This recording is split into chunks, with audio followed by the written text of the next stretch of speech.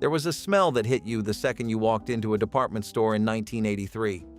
New carpet, popcorn from the snack bar, and something plastic and chemical that no one could ever name.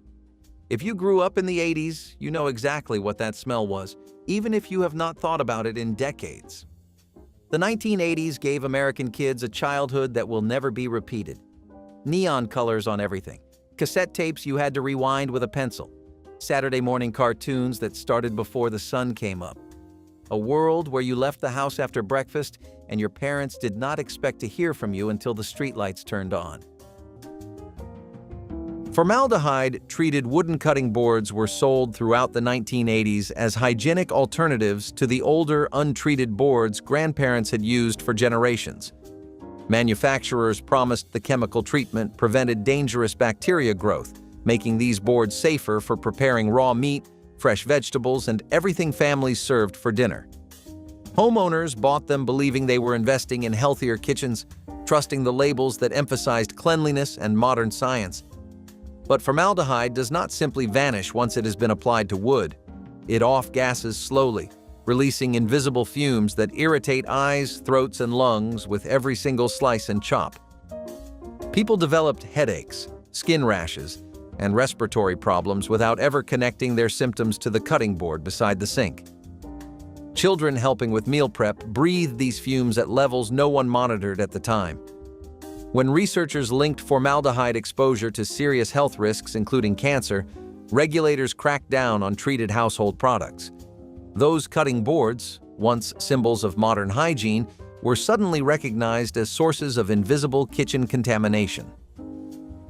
Asbestos product ads boasting fireproof family protection ran for decades before the 1980s, but their legacy lingered long after commercials stopped airing. Families who installed asbestos insulation, flooring, or ceiling tiles based on those reassuring advertisements lived surrounded by the material without realizing the danger hiding inside their walls. Original ads showed happy homeowners protected from flames, children playing safely in rooms that would never burn. The word fireproof carried so much weight that people trusted it completely. What nobody understood was that asbestos fibers, once disturbed, floated invisibly through the air and lodged permanently in lung tissue. By the 80s, lawsuits were piling up, warning labels were appearing, and entire industries were scrambling to distance themselves from a material they once celebrated. Homeowners who remembered those confident advertisements faced the terrifying realization that protection they paid for was slowly poisoning their families.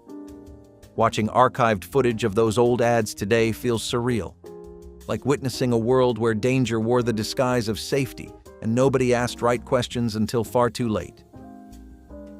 Mr. T cereal commercials turned breakfast into a battleground where toughness and nutrition collided in the most absurd way possible. The cereal itself was nothing special, just sweetened corn puffs shaped vaguely like the letter T, but the advertising transformed it into something unforgettable. Mr. T, fresh from his fame on the A-Team and Rocky III, appeared on screen with his signature mohawk, gold chains, and a scowl that suggested he took breakfast more seriously than most people took their careers. He shouted about the cereal with such intensity that children watching Saturday morning cartoons either laughed hysterically or hid behind their parents in fear. The commercials featured him breaking through walls, lifting weights, and generally behaving as though eating cereal was a matter of life and death. Parents bought the boxes just to see what all the noise was about, and kids devoured the sugary contents while pretending they too were tough enough to wear gold chains to the playground. The cereal itself did not last long on shelves, but the memory of Mr. T screaming about breakfast remains one of the strangest marketing decisions of the entire decade. Before anyone worried about what kids were breathing in science class, some schools had already solved a different problem by giving students a dedicated place to inhale something worse. If you attended high school in the early 1980s, your campus may have had a designated smoking area where students could light a cigarette between classes without fear of detention. At Cheyenne East High in Wyoming, the class of 1983 remembered multiple spots, including a courtyard by the cafeteria and a path from the boys' locker room to the parking lot. In Minnesota, one district installed a school-sanctioned smoking bathroom, reasoning it was better to contain the habit than let students destroy every lavatory in the building. Most of these smokers were 14 to 18 years old. By September of 1981, districts started reversing course, stationing police near campuses to ticket underage smokers. For years before that, lighting up at school was not rebellion, it was infrastructure. Polychlorinated biphenyl filled fluorescent light ballasts hummed quietly in ceilings throughout the 1980s, providing steady illumination in kitchens, basements, and garages without drawing attention. The ballasts regulated electrical current to keep tubes flickering evenly, and the PCB oil inside helped dissipate heat while preventing fires. Families rarely thought about what was hidden inside metal housings bolted above their heads. But when ballasts aged and overheated, they often leaked, dripping oily residue onto surfaces below without anyone noticing. Some leaked slowly for years, creating invisible contamination zones on countertops, shelves, and floors. The PCBs did not evaporate easily. They clung to dust particles and spread through ventilation systems, accumulating in carpets throughout the home.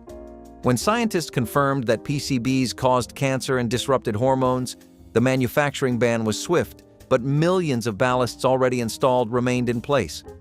Families discovered the danger only when fixtures failed or during renovations. Cleanup required specialized procedures and protective equipment. Today, those old ballasts stand as proof that even simple overhead lights can harbor secrets. It cost less than $3 at the drugstore. It smelled like artificial flowers and chemical propellant. And every spray was tearing a hole in the ozone layer 10 miles above your head.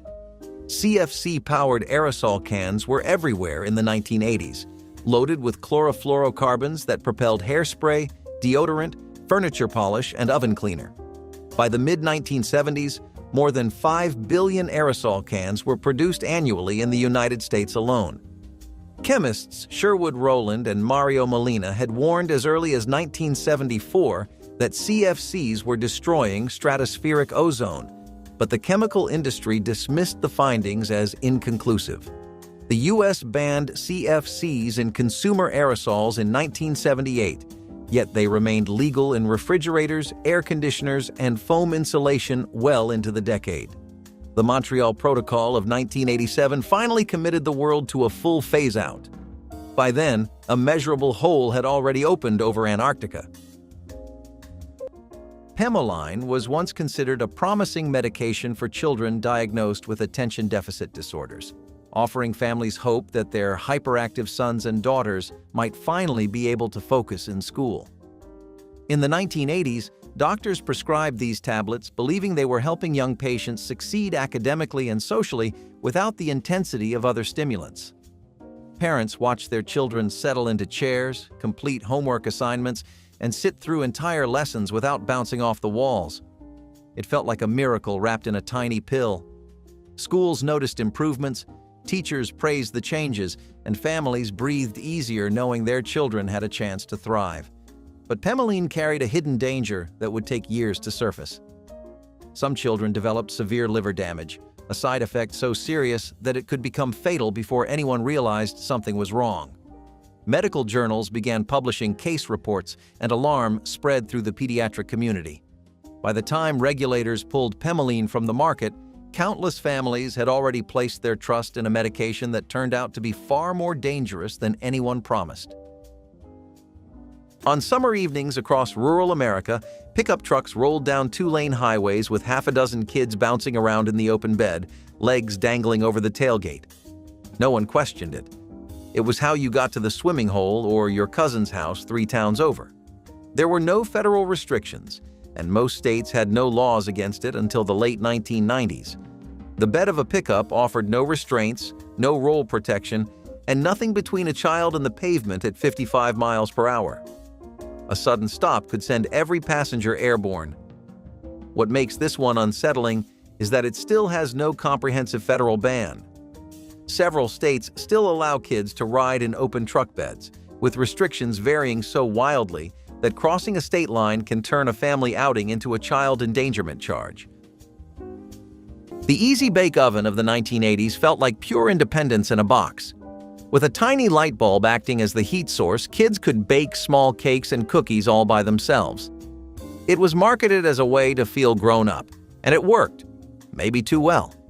Many kids used the oven to experiment, tossing in candy bars, crayons, or whatever was in the pantry just to see what would happen.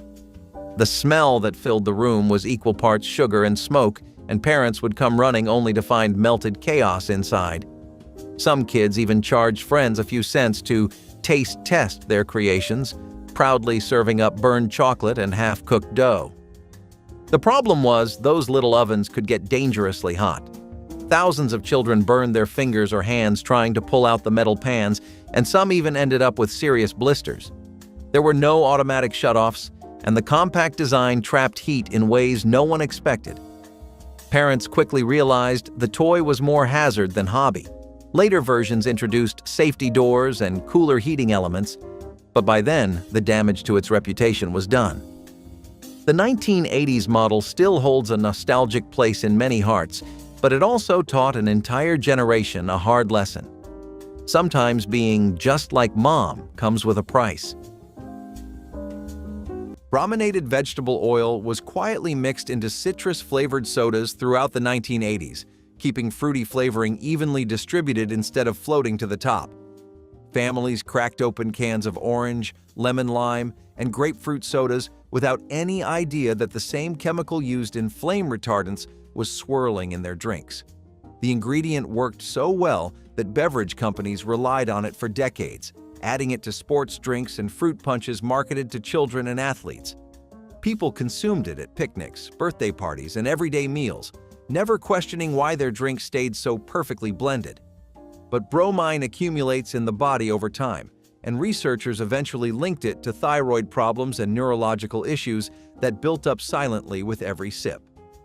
When regulators announced a ban on brominated vegetable oil, the news shocked consumers who had never heard of the ingredient despite drinking it for years. Companies scrambled to reformulate recipes, and shoppers wondered what else might be hiding in the products they trusted without question. It became one more reminder that familiar labels can conceal unfamiliar dangers. Plastic cutting boards with toxic dyes were common fixtures in 1980s kitchens, offered in rainbow colors that made food preparation feel more organized and stylish. Families assigned different colors to different tasks, using red for meats, green for vegetables, and yellow for poultry, believing they were practicing smart kitchen hygiene. The boards were lightweight, affordable, and easy to clean, making them seem like the obvious choice over heavier wooden alternatives. What nobody questioned was what happened when sharp knives scored deep grooves into the plastic, and those colorful dyes began transferring onto food. The pigments used in many of these boards contained chemicals never intended for food contact, and repeated cutting created perfect channels for contamination. Families sliced tomatoes, diced onions, and carved roasts on surfaces that slowly released harmful substances with every meal.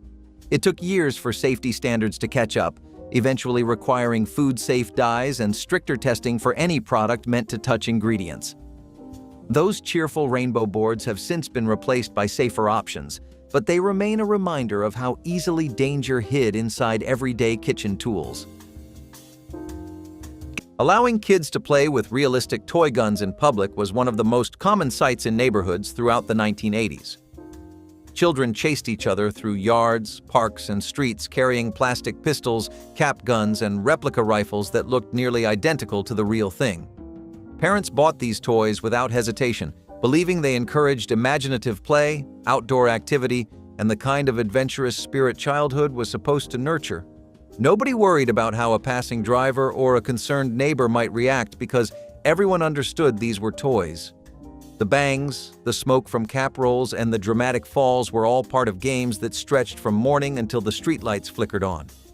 Police rarely intervened, and when they did, it was usually with a smile and a wave. Today, though, realistic toy guns have been banned or heavily restricted in most areas.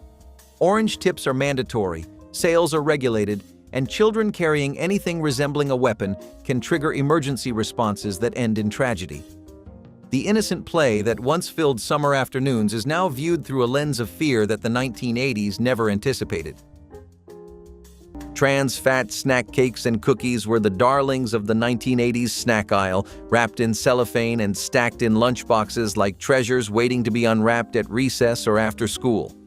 Cream-filled cakes, chocolate-coated cookies, and frosted pastries lined store shelves in colorful boxes with promises of sweetness that seemed endless and affordable for every family budget.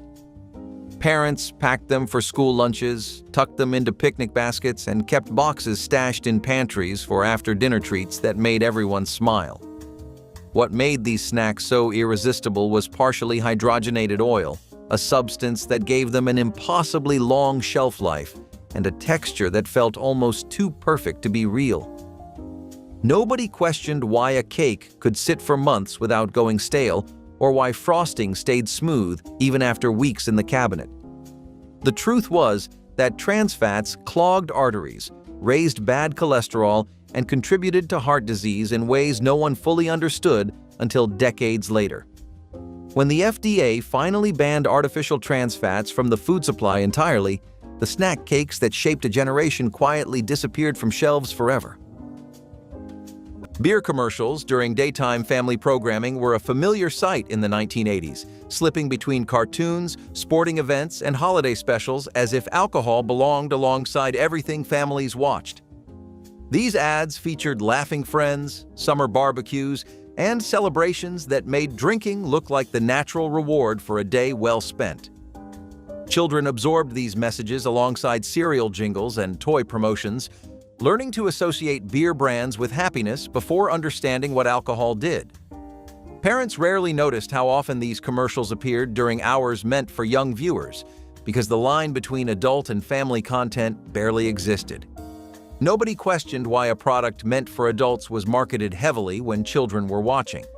The ads normalized drinking in ways that shaped attitudes for an entire generation. When advocacy groups pushed for restrictions, networks slowly moved alcohol advertising to later time slots. Today, strict guidelines prevent beer commercials from airing during children's programming. But the memories of those sunny ads still linger, a reminder that advertising once reached audiences it was never supposed to influence. Kinder Surprise eggs seemed like the most magical candy invention ever created when they appeared in European stores. A hollow chocolate shell hiding a tiny toy capsule that children could discover and assemble. The concept combined two of childhood's greatest loves into one irresistible package, and kids everywhere begged their parents to buy them. But American children would never legally experience that particular thrill, because the United States had banned these treats since 1938 under a law prohibiting non-nutritive objects embedded inside food products. The concern was simple and serious. Small children could bite into the chocolate, reach the plastic capsule, and choke before anyone realized what was happening. The FDA treated Kinder eggs as a genuine safety threat, issuing warnings to travelers who tried smuggling them across borders. Customs agents confiscated thousands of the eggs every year, sometimes issuing fines up to $2,500 per egg. The ban frustrated American parents who had enjoyed the treats abroad and wanted to share the experience with their own children. It felt strange that something so beloved worldwide remained contraband in the land of the free. Aluminum cookware with untested nonstick coatings was the pride of every 1980s kitchen, promising easy cleanup and perfectly golden pancakes without scrubbing burnt residue from the bottom of every pan. Families loved these lightweight pans because they made cooking feel effortless, and advertisers swore the surfaces were perfectly safe for daily use. Mothers trusted them for morning eggs and evening stir-fries, genuinely believing they were preparing meals with the best technology available. But those early coatings were never properly tested for what happened when they overheated during normal cooking. When temperatures climbed too high, the surface began breaking down, releasing invisible fumes that caused dizziness, nausea, and difficulty breathing. Pet birds in kitchens sometimes died from exposure before anyone realized the deadly connection. Scientists eventually discovered these fumes contained compounds causing serious respiratory damage with repeated exposure. Regulators banned the most dangerous formulations, forcing manufacturers to reformulate their products. It is unsettling to realize how many family meals were prepared on surfaces quietly releasing toxins into the air. Cigarette commercials featuring doctors endorsing smoking still echoed through the early 1980s, even though television had banned them years earlier. Print ads and legacy campaigns kept the imagery alive in magazines and family conversations. People remembered white-coated professionals explaining how certain brands were smoother on the throat or recommended by medical experts. The trust those ads built lasted far longer than the ads themselves. Families had framed photos of grandparents puffing away beside doctors who handed out cigarettes like candy. What made it so awkward was how completely the medical profession had reversed course. By the 80s, those same white coats were warning patients about lung cancer and emphysema, yet older advertisements still floated around flea markets and yellowed magazine stacks. Children flipping through their parents' old collections stumbled upon images of smiling physicians beside cigarette packs, creating a strange disconnect between health class lessons and what adults once believed. It is almost surreal to realize the same authority figure telling families to quit once helped convince them to start. California Raisins claymation commercials were the kind of bizarre advertising gamble that should have failed immediately, and yet somehow became one of the most successful campaigns of the entire decade. The concept was genuinely absurd. A group of wrinkled, dancing, dried grapes singing Motown classics while encouraging children to eat healthier snacks. The animation was chunky. The raisins themselves looked like tiny, shriveled old men, and the idea of making fruit cool seemed laughable on paper. But the moment those little clay figures started swaying to "I Heard It Through the Grapevine," something clicked with audiences in a way nobody predicted. Kids begged their parents for raisin boxes just to feel connected to the commercials, and adults found themselves humming the songs during commutes. The California Raisin Advisory Board watched in amazement as sales climbed and merchandise flew off shelves. There were toys, lunchboxes, albums, and even a Saturday morning cartoon series. It was one of those rare moments where advertising became genuine entertainment, proving that sometimes the strangest ideas are the ones that stick with people forever. Every science lab in the 1980s had a small square pad called wire gauze that students picked up with their bare hands and held directly over an open Bunsen burner. The heat-resistant center of that pad was made of asbestos. Every time a student adjusted the gauze while it was still warm or brushed the fraying edge with a finger, microscopic fibers could break loose and drift into the air. Nobody wore masks. Nobody wore gloves. The teacher said, "Be careful with the flame." The asbestos was never mentioned. Congress passed the Asbestos Hazard Emergency Response Act in 1986, requiring schools to inspect for asbestos every 3 years, but that law targeted building materials, not lab equipment. Those wire gauze squares sat undisturbed in classroom supply cabinets well into the next decade. Asbestos-lined toaster ovens were considered modern marvels in the 1980s, compact appliances that made morning routines faster and kitchens more efficient.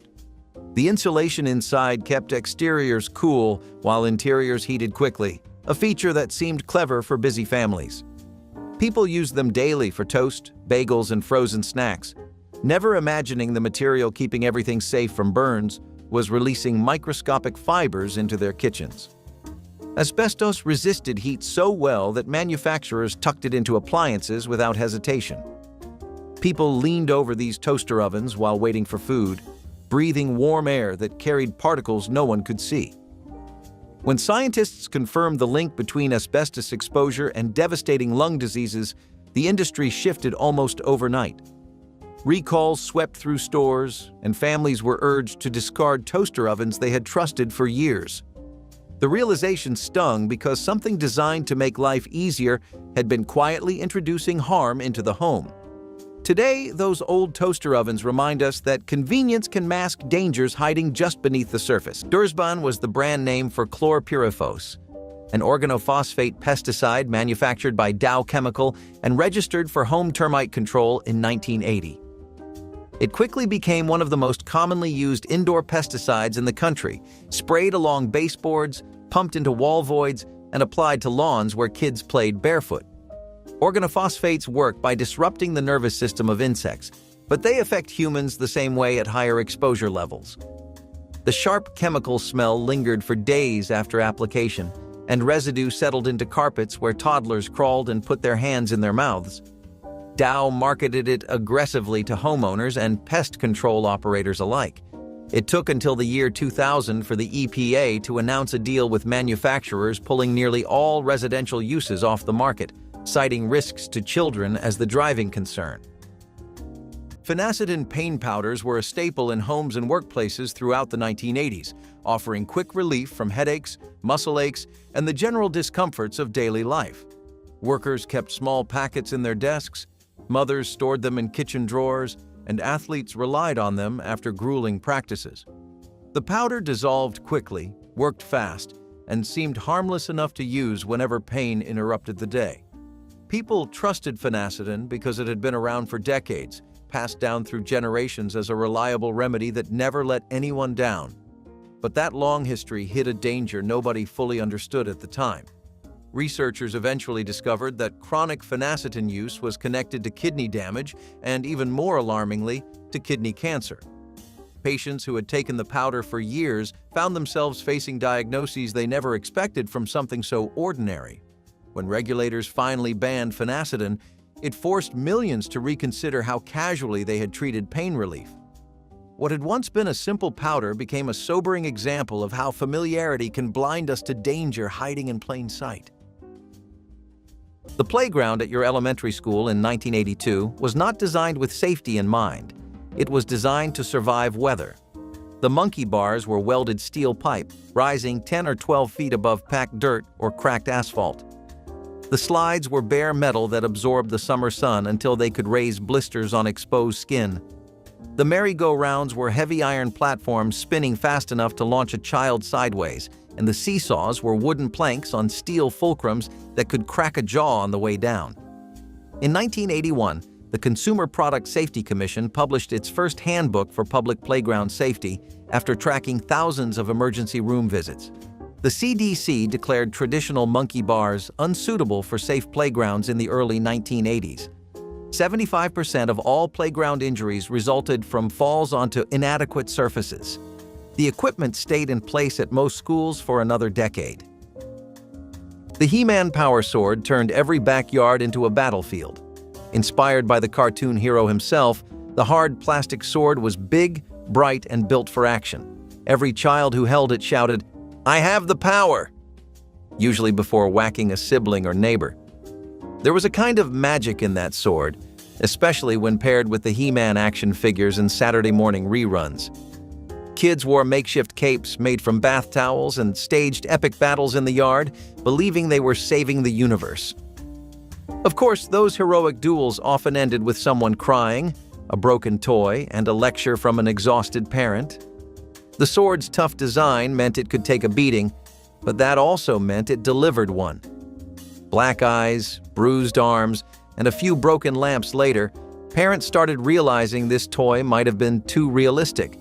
The problem was not just the sword, it was the energy it unleashed in every kid who wielded it. The toy was eventually reworked with softer plastic, but by then, countless kids had already discovered their inner warrior and their parents' limits for patience. It remains one of the most iconic but dangerous toy weapons of the decade, symbolizing both the imagination and chaos that defined 1980s playtime. Cyclamate-sweetened diet products lined grocery shelves throughout the early part of the decade, promising guilt-free sweetness to anyone watching their weight or managing diabetes. These artificial sweeteners appeared in diet sodas, sugar-free candies, and countless processed foods marketed as healthier alternatives. Families embraced them enthusiastically, believing science had solved the problem of enjoying sweetness without consequences. Dieters stirred cyclamate into coffee, parents gave children sugar-free treats, and the country seemed convinced that artificial meant better. But cyclamate had been banned in 1969 after studies linked it to bladder cancer in animals, yet products containing it continued circulating through international markets into the 80s. The confusion over what was legal and what was still sitting in pantries created anxiety that lingered for years.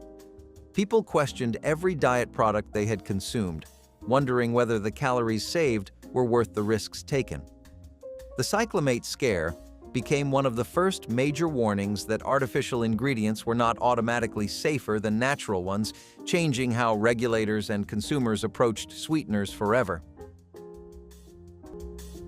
Mercury dial meat thermometers were essential tools in kitchens across the 1980s, trusted to deliver accurate readings every time a roast or turkey came out of the oven. The slender glass tubes with their silver columns felt precise and reassuringly old-fashioned in an era fascinated by gadgets. Parents stabbed them into holiday birds without hesitation, checking temperatures while steam rose and ovens hummed.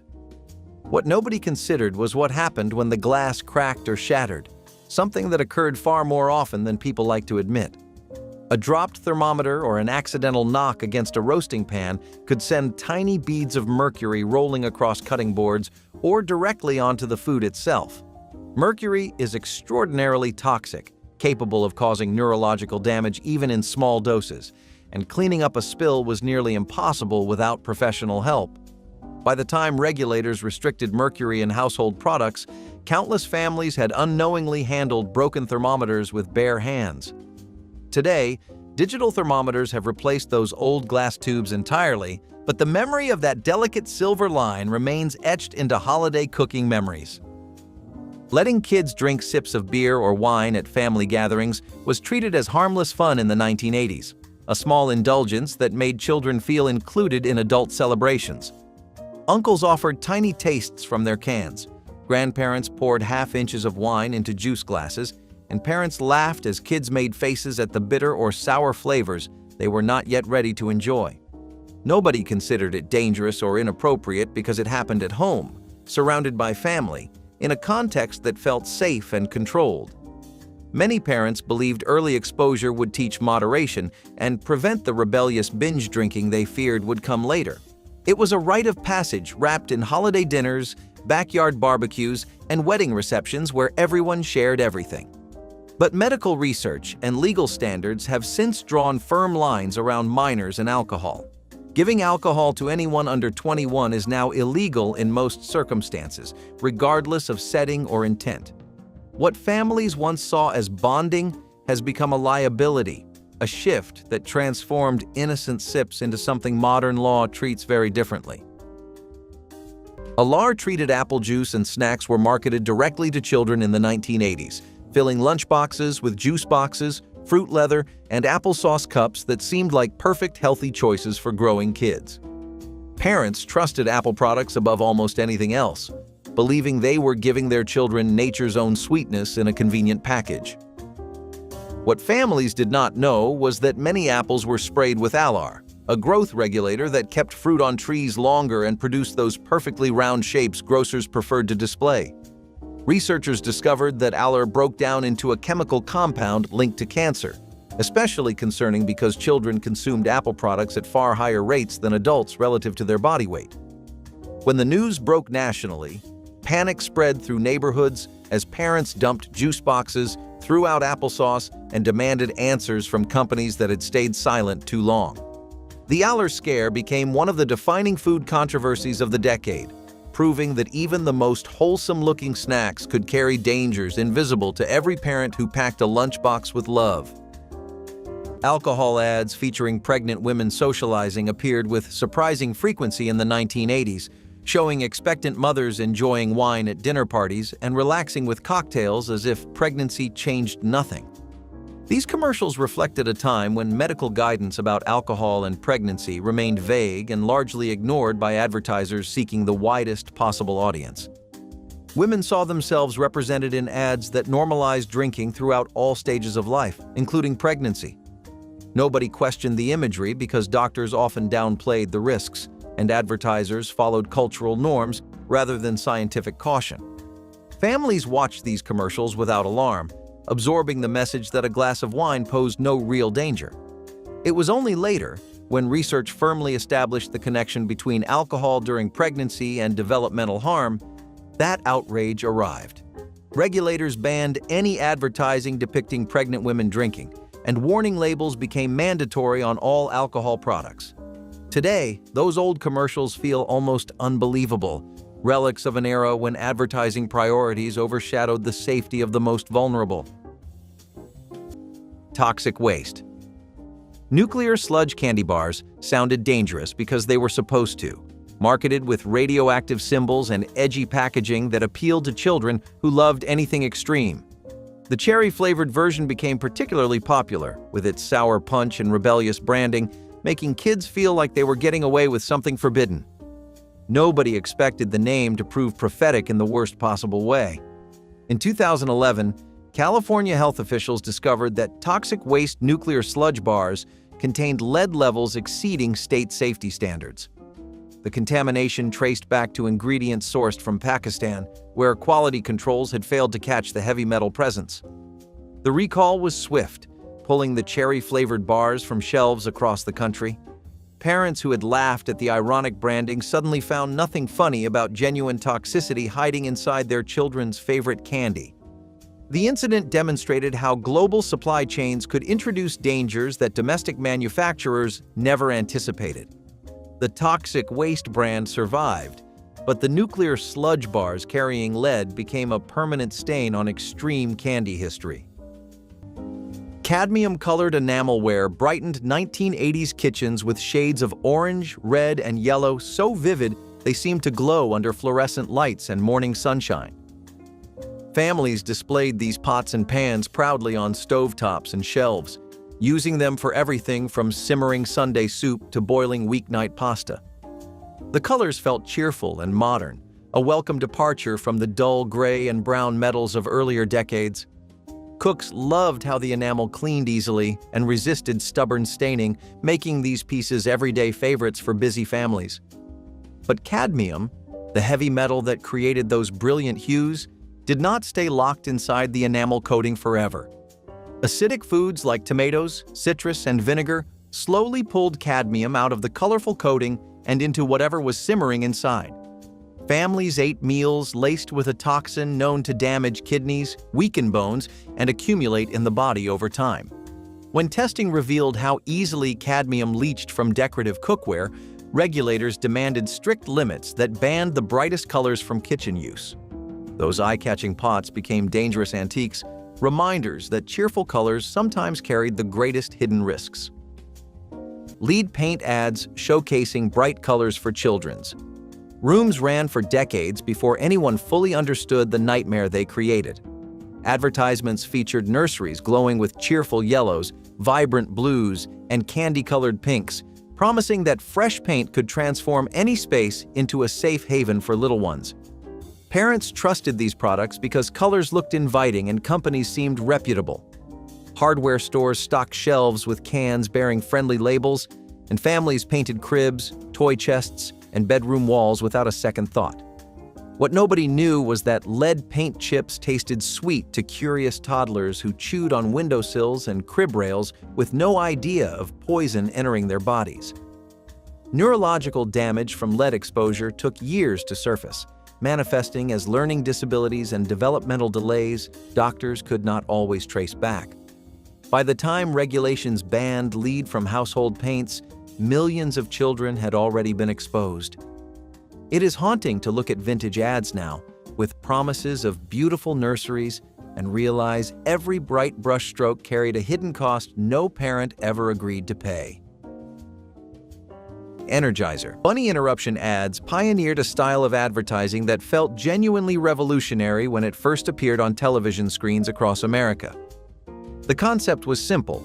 A commercial would begin looking like a standard pitch for some other product, complete with cheesy acting, and then suddenly a pink mechanical rabbit would march through the scene, banging a drum and completely derailing everything. Audiences had never seen anything quite like it. The fake commercials parodied real advertising tropes so perfectly that viewers often did not realize the joke until the bunny appeared. There were fake coffee ads, fake soap operas, and fake action trailers, all interrupted by that relentless drumming and the tagline about batteries that kept going. The campaign ran for years, spawning countless variations that kept audiences guessing about what would be interrupted next. Competitors scrambled to respond, with lawsuits involving claims about which bunny mascot came first. Looking back, the Energizer bunny ads feel like a turning point in advertising history. the moment when commercials stopped taking themselves seriously and started treating viewers as partners in the joke rather than passive consumers. Walk past the faculty lounge in any 1980s school and you could smell it before you reached the door. Cigarette smoke hung in visible layers above a coffee pot, a microwave, and a table covered in half-graded papers. Teachers smoked between periods, during planning time, and in some buildings, during staff meetings while discussing curriculum. A 1988 survey by the National School Boards Association, conducted alongside the American Cancer Society, found that many districts had no tobacco policy at all. In elementary schools without a dedicated lounge, teachers ducked behind the building or stepped into a hallway corner. When districts finally banned indoor smoking on campus, teachers moved to their cars in the parking lot, creating a daily ritual visible to every kid who looked out the window during class. Lead-glazed ceramic coffee mugs sat proudly in kitchen cupboards throughout the 1980s, their colorful finishes and handcrafted charm making them favorites for morning rituals. Many came from overseas markets or craft fairs where artisans used traditional glazing techniques passed down through generations. What nobody realized was that lead in those beautiful glazes slowly dissolved into hot acidic beverages like coffee and citrus juice. Every morning sip delivered invisible doses of a neurotoxin that accumulated in bones and bloodstreams over time. Families collected these mugs as souvenirs and everyday essentials, never suspecting the vessel holding their comfort drink carried serious risk. Children drank hot cocoa from colorful cups, absorbing lead at levels that affected developing brains severely. When testing revealed dangerously high lead content in imported ceramics, regulators cracked down on manufacturing standards. Many beloved mugs were quietly discarded once families understood the truth. The ban protected future generations, but those who spent years drinking from contaminated cups wondered what damage had accumulated. It remains a reminder that beauty and danger sometimes share the same glaze. Every time you turned on the kitchen faucet in a 1980s home, the water passed through copper pipes joined together with lead-based solder. It was cheap, easy to work with, and had been standard in American plumbing for decades. It was also dissolving into the drinking water. Lead solder released the highest concentrations when water sat still overnight, meaning the first glass poured each morning carried the heaviest dose. The EPA estimated that drinking water accounted for roughly 20% of total lead exposure in young kids during this period. The Safe Drinking Water Act amendments of 1986 finally prohibited lead solder in plumbing connected to public water supplies, but millions of homes built before that date still had it running through every wall. No recall was issued. No one came to replace the pipes. If your house was built before 1986, the solder is likely still there. Terfenadine allergy pills, marketed under the brand name Seldane, became a household favorite throughout the 1980s because they promised relief from seasonal allergies without the drowsiness that older antihistamines caused. People loved being able to take a pill in the morning and still function at work, drive safely, and stay alert through afternoon meetings. It felt revolutionary to treat hay fever without feeling like you needed a nap by lunchtime. Families stocked up before pollen season, trusting that something sold so widely must have been thoroughly tested and proven safe. Doctors prescribed it freely, and pharmacies kept it within easy reach of every customer who walked through the door. But terfenadine had a flaw hidden deep in its chemistry. When combined with certain other medications or even grapefruit juice, it could trigger fatal heart arrhythmias, stopping hearts that should have kept beating for decades. The tragedies accumulated quietly until regulators could no longer ignore the pattern. When Seldane was finally pulled from shelves, it left behind a generation of allergy sufferers who suddenly questioned every pill they had ever trusted. It was perfectly ordinary for a 10-year-old to walk into a corner store in 1983, slap a crumpled dollar bill on the counter, and ask for a pack of Marlboros for Dad. The clerk would hand them over without blinking, sometimes tossing in a piece of penny candy for the trouble. There was no federal minimum age for purchasing tobacco in the 1980s. State laws varied wildly, and even where age restrictions existed, enforcement was almost non-existent. The Sinar Amendment, passed in 1992, was the first federal law requiring states to enforce minimum age tobacco sales, threatening to cut substance abuse funding for states that failed to comply. Before that, Philip Morris called proposed age limits a threat to their core business in a 1986 internal strategy document. Kids were not just buying cigarettes for their parents. They were the tobacco industry's future customers, and everyone from the manufacturer to the shopkeeper knew it. The Cabbage Patch Snack Time Kids doll was designed to be cute, interactive, and surprisingly hungry. Kids could feed it pretend snacks that disappeared into its mechanical mouth as the doll chewed with a quiet whirring sound. At first, it felt like magic, a toy that could eat on its own. But that magic quickly turned into horror for many children. The doll's motorized mouth had no off switch, and it did not know the difference between plastic food and real fingers. Countless kids learned that the hard way, getting their hair or fingertips caught in the doll's relentless jaws. Parents rushed to pull the batteries, but even that sometimes did not stop it. The manufacturer recalled the dolls after several injuries, but not before the Snack Time Kids had earned a spot in toy history for all the wrong reasons. Despite its creepy legacy, some collectors still keep them. A strange reminder of how wild 1980s toy innovation could be. The idea of a doll that eats might sound innocent, but when it starts chewing on you, the fun ends fast. Lead-soldered canned goods sat in pantries across the country throughout the 1980s, holding everything from vegetables and soups to fruits and baby formula. The seams holding these cans together were sealed with lead solder, standard practice for decades because lead was cheap and created airtight seals. Families stacked these cans in cupboards, trusting that the contents were safe because canned food was supposed to last without spoiling. But lead does not stay locked in metal. It slowly leaches into food inside, especially when contents are acidic like tomatoes or citrus juices. Children were particularly vulnerable because their bodies absorbed lead more easily, and even small amounts could affect brain development and learning. Researchers began connecting childhood lead exposure to canned foods, and the findings were alarming enough to force regulatory action. The ban on lead solder in food cans came swiftly once evidence became undeniable. But millions of families had already consumed decades' worth of contaminated meals without ever knowing. Those old cans became symbols of an era when convenience sometimes came with invisible costs no one expected. Formaldehyde-coated laminate countertops covered kitchens throughout the 1980s, offering a sleek and modern look that felt like the future of home design. Families loved the smooth surfaces, the endless color options, and the ease of cleaning that made laminate seem like the perfect upgrade from older materials. These countertops resisted scratches, wiped clean in seconds, and brought a polished appearance to kitchens on nearly any budget.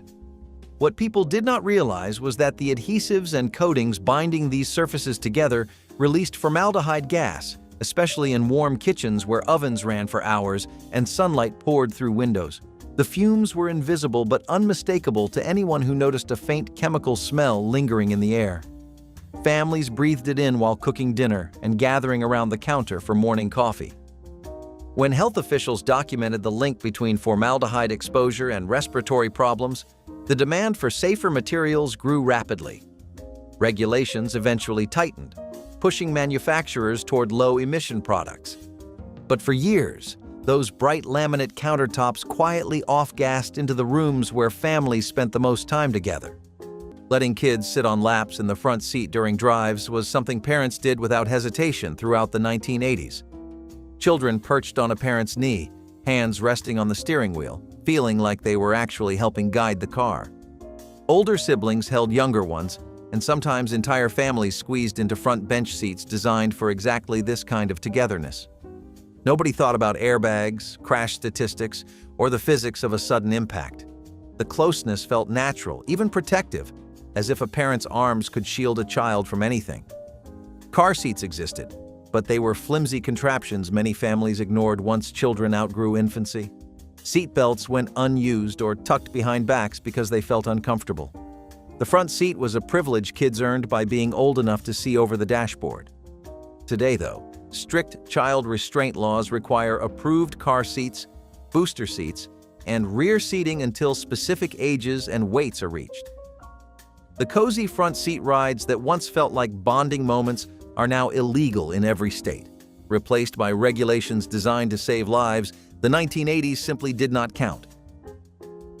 Candy cigarettes sold to children were one of the most iconic and now troubling snacks of the 1980s, sitting right beside the register in grocery stores as if they were nothing more than harmless fun. Kids would buy a pack, slide out the chalky white sticks, and pretend to smoke them on the playground while imitating the adults they saw everywhere. Parents laughed, older siblings encouraged the act, and nobody blinked twice at the idea of children practicing something that would later ruin lives. The packaging mimicked real cigarette brands so closely that you could barely tell the difference from a distance. Kids would blow on the ends to create powdered sugar clouds that looked like real smoke, feeling cool and grown up without realizing what they were rehearsing. Tobacco companies quietly celebrated while health advocates had not yet found their voice. When regulators finally connected the dots between candy marketing and childhood smoking habits, the bans came swiftly in many countries. What was once dismissed as innocent playtime became a symbol of how easily children could be groomed toward addiction without anyone noticing the danger disguised as a treat.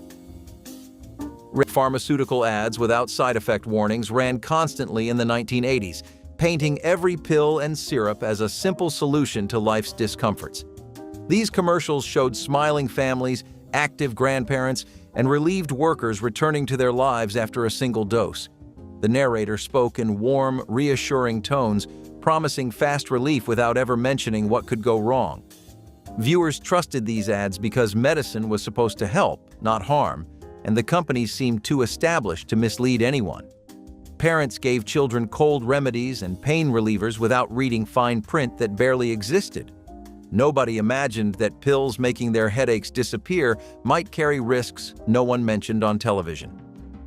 When regulations finally required drug companies to disclose side effects, the change was dramatic.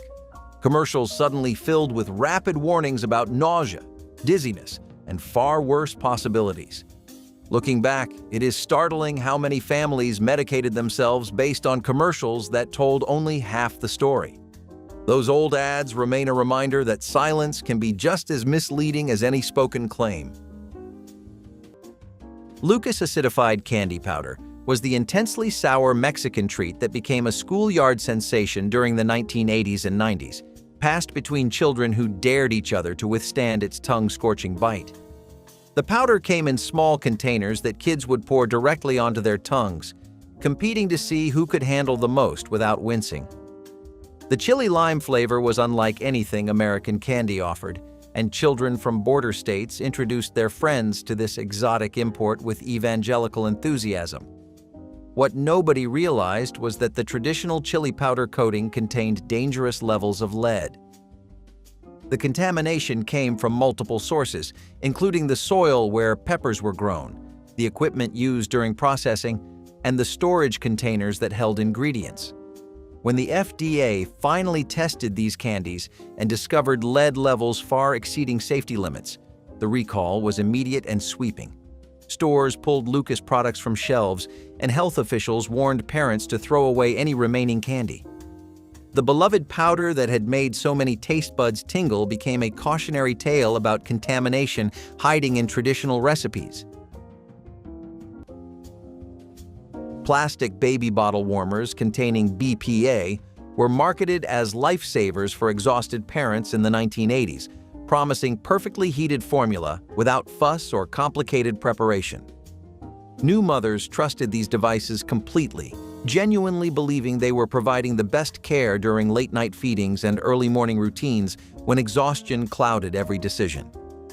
The plastic reservoirs and warming chambers seemed sturdy, practical, and thoughtfully designed with infants in mind. But BPA, a chemical making plastics hard and clear, did not stay locked inside when heat was applied. It leached directly into the formula, mixing invisibly with liquid babies drank during their most vulnerable developmental months. Scientists later discovered BPA mimicked hormones, disrupting development in ways affecting growth, behavior, and cognition. The revelation sent shockwaves through parenting communities, and regulators quickly banned BPA from baby products entirely. Families who used these warmers were left wondering what their children had been exposed to during thousands of innocent feedings. Those convenient devices became cautionary reminders that safety and marketing do not always mean the same thing. Children's cereal ads with absurdly sugary health claims filled Saturday morning television with colorful mascots promising breakfast could be both delicious and good for you. Animated rabbits, tigers, and leprechauns danced across screens while voiceovers declared frosted, chocolate-coated, or marshmallow-studded cereal was part of a complete breakfast. Parents trusted claims wrapped in the language of vitamins and fortified nutrition. Kids begged for boxes featuring favorite cartoon characters, believing something so fun must be healthy. The truth hiding behind those bright packages was sugar content rivaling dessert, combined with artificial colors that would later raise serious concerns. Advertisements showed children bouncing with energy after eating, implying the sugar rush was wholesome fuel for growing bodies. When nutritionists pushed back and regulators demanded honest labeling, many claims quietly disappeared. But the memory of believing candy disguised as cereal was smart breakfast lingers awkwardly for anyone who grew up trusting those animated mascots. Looking back, it is strange how easily a dancing cartoon could override every instinct about what belonged in a healthy morning meal. Spuds, Mackenzie for Bud Light, became one of the most recognizable advertising mascots of the 1980s, a bull terrier dressed in Hawaiian shirts and sunglasses who somehow convinced millions of Americans that beer meant endless parties. The dog appeared surrounded by beautiful women lounging on beaches and generally living a lifestyle that seemed impossibly glamorous for a pet. Kids loved Spuds because he looked goofy and fun, adults loved him because he represented carefree excess, and Anheuser-Busch loved him because he moved product faster than almost anything they had tried before. But the campaign carried controversy throughout its run. Critics argued that using an adorable dog to sell alcohol was clearly targeting minors, turning a cartoon-like mascot into a gateway for underage drinking. Mothers Against Drunk Driving protested, legislators raised concerns, and the beer company found itself defending something that started as harmless fun. Eventually, the campaign ended, but the memory of that party-loving terrier never faded. Looking back, it is strange to realize how casually alcohol was marketed using tactics that would cause outrage today. The metal slide at your school was a sheet of polished steel bolted to a frame standing 10 or 12 feet tall, anchored directly into concrete and completely exposed to the sun. By mid-afternoon in any state south of Ohio, that surface became a griddle. Temperatures on sun-baked steel could reach over 150 degrees, hot enough to cause contact burns on the backs of bare legs in seconds. Kids invented their own workarounds. They poured water down the chute, slid on wax paper stolen from lunchboxes, or simply launched themselves off the sides when the heat became unbearable. There were no plastic alternatives, no shade structures, and no heat-reducing coatings.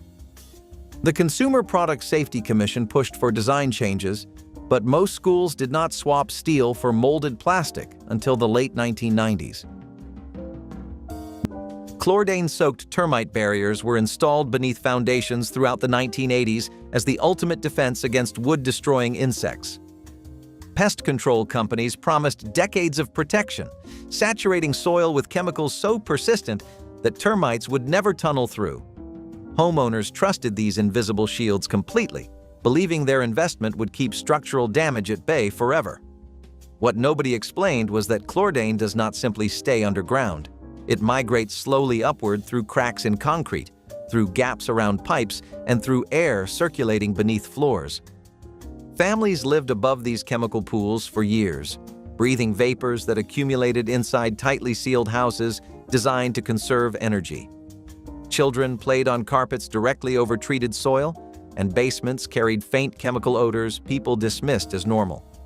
When researchers linked chlordane exposure to neurological damage and cancer risks, regulators banned it entirely for residential use. Homeowners were left wondering what had been seeping into their homes for years.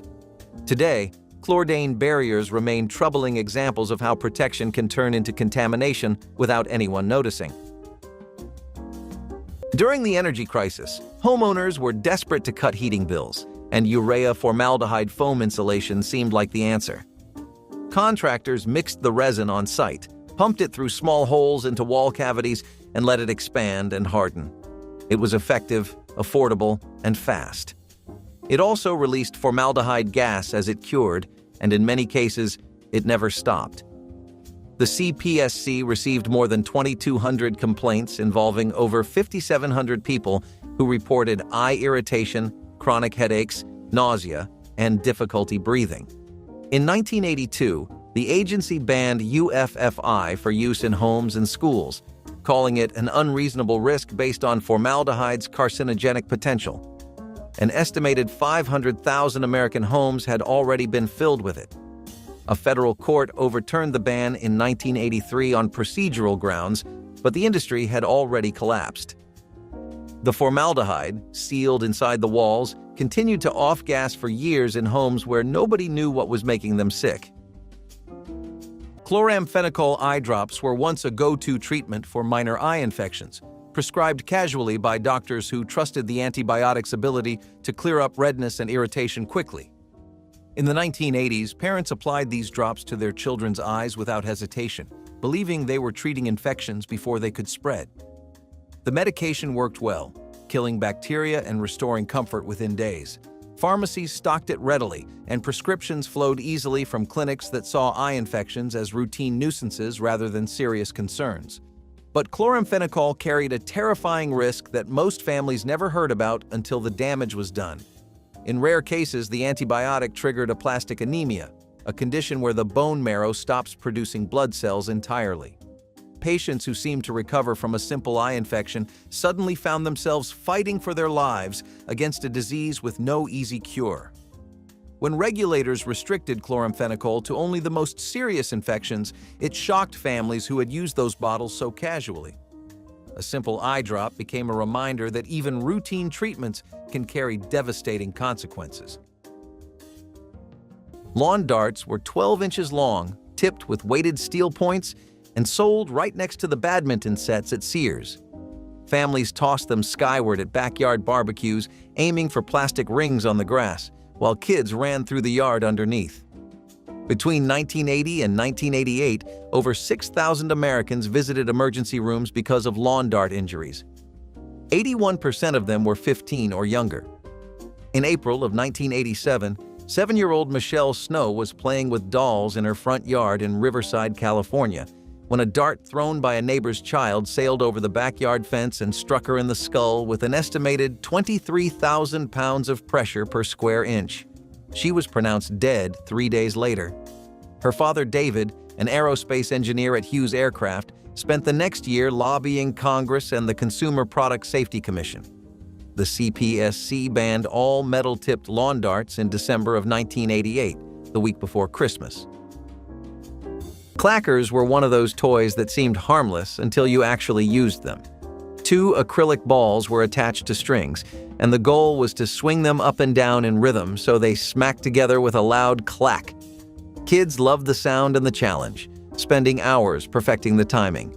Sometimes they would form small groups on driveways or at recess, each trying to master double or triple clacks while the others watched in awe.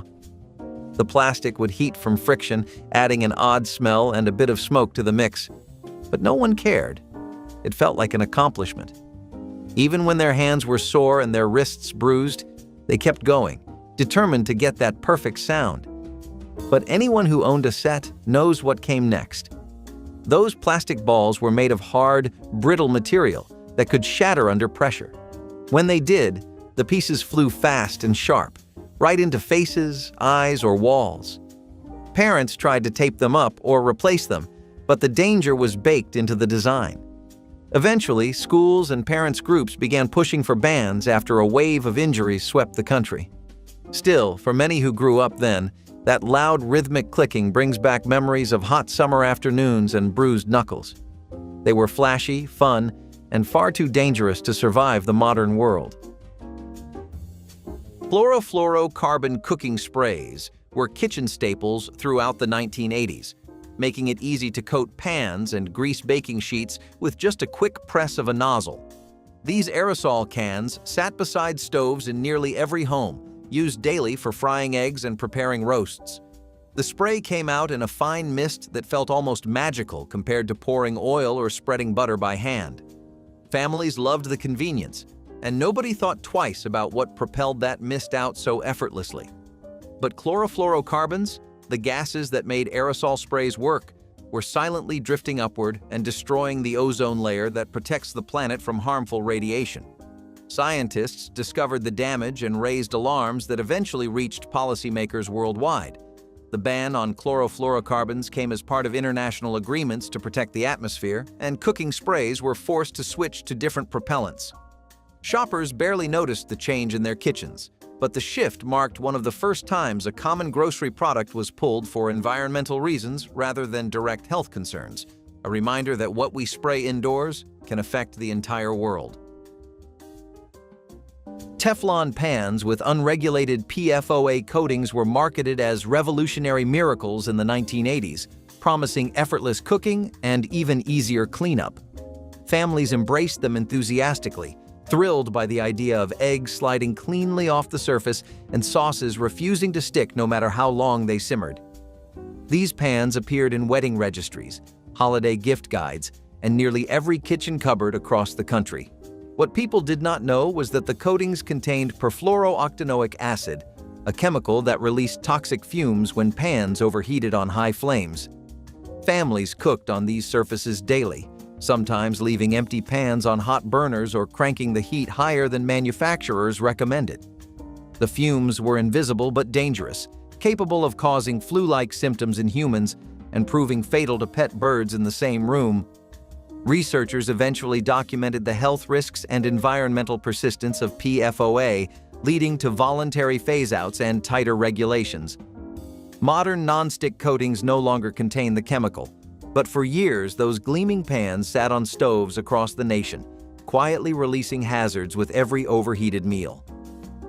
Leaving babies to sleep on their stomachs was the standard advice pediatricians gave to new parents throughout the 1980s.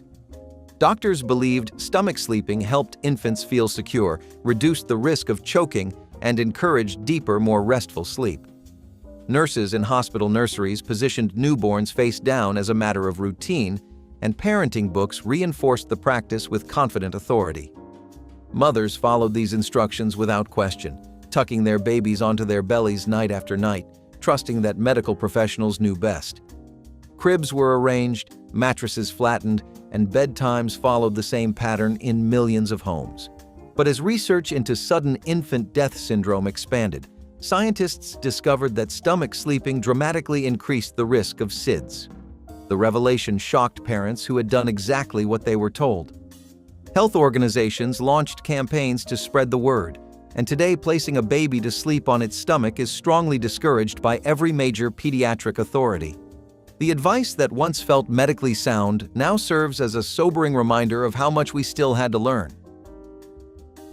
Cyclamate sweetened soft drinks poured freely from vending machines and refrigerator shelves in the 1980s, offering a sugar-free sweetness that dieters embraced without hesitation. The artificial sweetener had been popular for decades, mixed into sodas, powdered drink mixes, and tabletop packets that families kept beside the sugar bowl. People trusted cyclamate because it tasted closer to real sugar than other alternatives, and nobody questioned why something so convenient would ever be a problem. What most Americans did not realize was that the FDA had already banned cyclamate in 1969 after studies linked it to bladder cancer in laboratory animals. The ban should have removed it from shelves entirely, but imported products and leftover stock continued circulating through certain markets well into the 80s. Families who thought they were making healthy choices by avoiding sugar were unknowingly consuming a substance regulators had deemed unsafe years earlier. The cyclamate story became one of the clearest examples of how banned ingredients can linger long after official action, slipping through cracks while consumers remain completely unaware of the risks.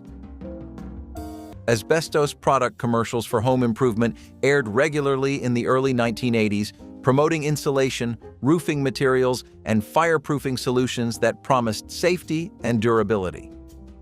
These ads featured confident homeowners tackling weekend projects with products marketed as the smartest choice for protecting families. Hardware stores stocked the materials prominently, and contractors recommended them without hesitation. The commercials used reassuring language about strength and longevity, never mentioning what would happen when the fibers came loose. Families trusted these products because they seemed practical, affordable, and endorsed by experts appearing on screen with friendly smiles. Nobody imagined that the same material protecting their attic could slowly poison the air they breathed.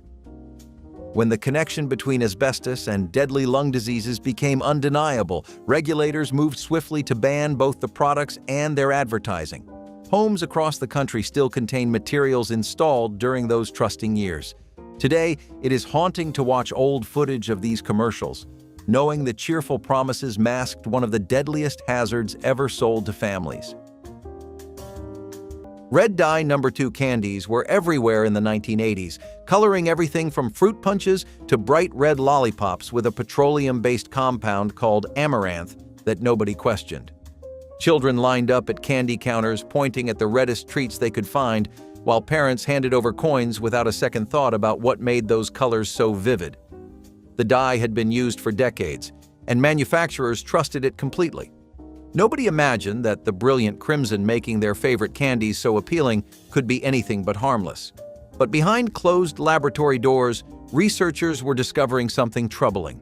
Studies on rats showed connections between red dye No. 2 and tumor growth that could not be ignored.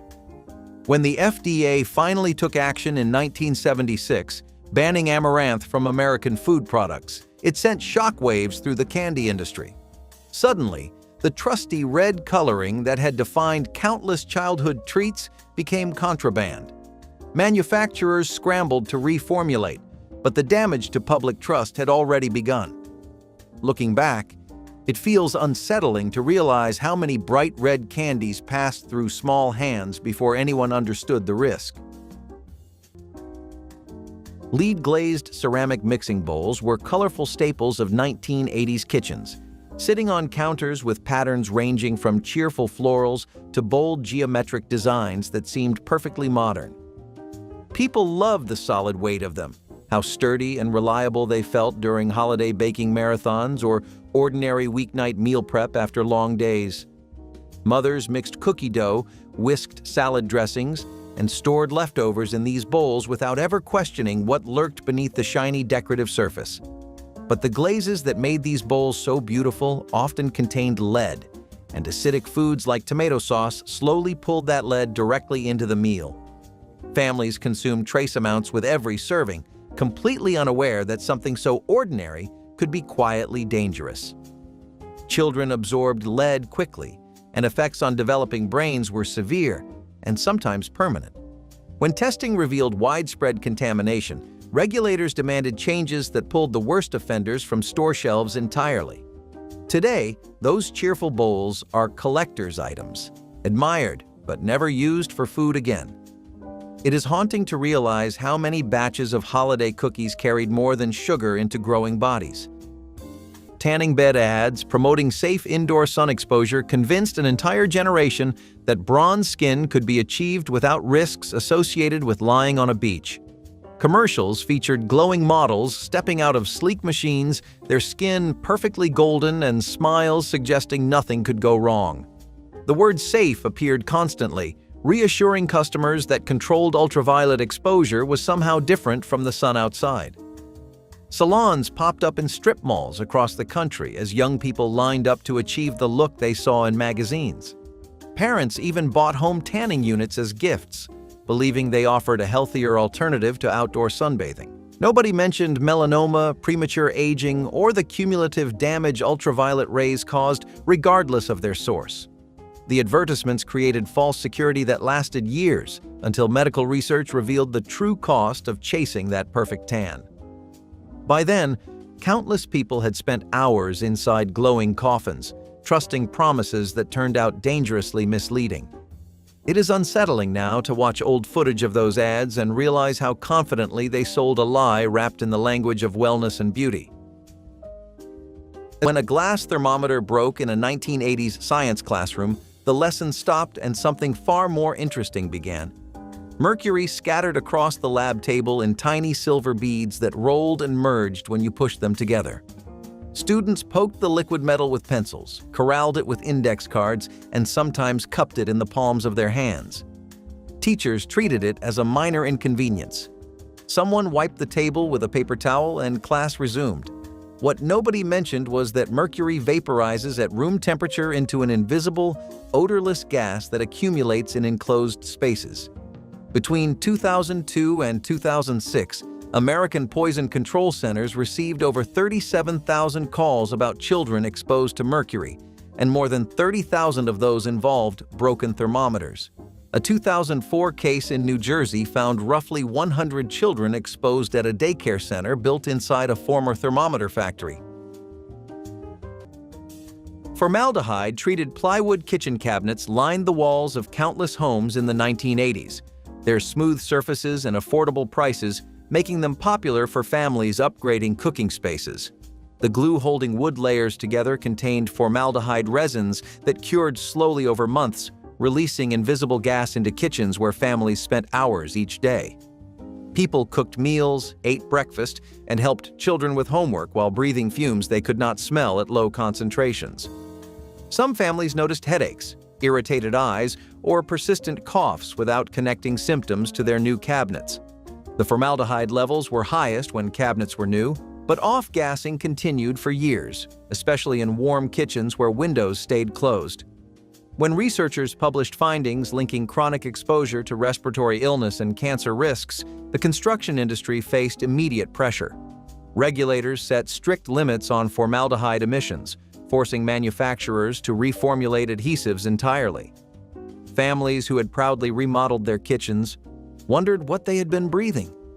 Those cabinets became symbols of how progress can poison the spaces meant to nourish us. If you climbed into an attic in the 1980s and saw loose, grayish-brown pebbles spread between the joists, you were looking at vermiculite insulation. About 70% of all vermiculite sold in the United States came from a single mine near Libby, Montana, operated by the W.R. Grace Company. That mine was contaminated with tremolite asbestos. Sold under the brand name Zonolite, the insulation went into an estimated 35 million American attics. Homeowners poured it by the bag with no protective equipment, sending clouds of dust and invisible fibers into the air. Grace knew about the contamination for years and suppressed the information. Hundreds of Libby residents developed asbestos-related diseases. In 2002, the EPA declared the town a Superfund site, but the insulation remains in millions of attics across the country, undisturbed and unremoved. Methaqualone sleep aids, sold under names like Quaalude, were among the most widely prescribed sedatives of the 1980s, handed out to patients who complained of restless nights and racing thoughts. Doctors believed these pills offered a gentle path toward peaceful sleep, and patients trusted that anything prescribed by a medical professional must be safe. People swallowed them before bed, hoping to wake refreshed instead of exhausted, and the medication became a fixture in bedside drawers across the country. The pills worked by calming the nervous system, creating a wave of relaxation that made sleep feel effortless. But that same calming effect made methaqualone dangerously addictive, and what started as a prescription for insomnia often spiraled into dependency. Patients found themselves needing higher doses, craving the sedation even when sleep was no longer the goal. Emergency rooms filled with overdose cases as abuse became impossible to ignore. Regulators eventually classified methaqualone as a Schedule I controlled substance, banning it from medical use. What once seemed like a simple solution for sleepless nights became one of the decade's most infamous cautionary tales. Cigarette smoke was everywhere. It drifted through living rooms, filled up station wagons with the windows rolled up, and hung in a blue-gray haze above the dinner table. In the 1980s, over 30% of American adults smoked, and the concept of protecting kids from secondhand exposure barely existed. The Surgeon General did not release a report addressing the dangers of involuntary smoking until 1986. Restaurants had smoking sections separated from families by nothing more than a 3-foot gap between tables. Pediatricians' waiting rooms had ashtrays. In 1988, Congress banned smoking on domestic flights shorter than 2 hours, but inside American homes, kids kept breathing it in.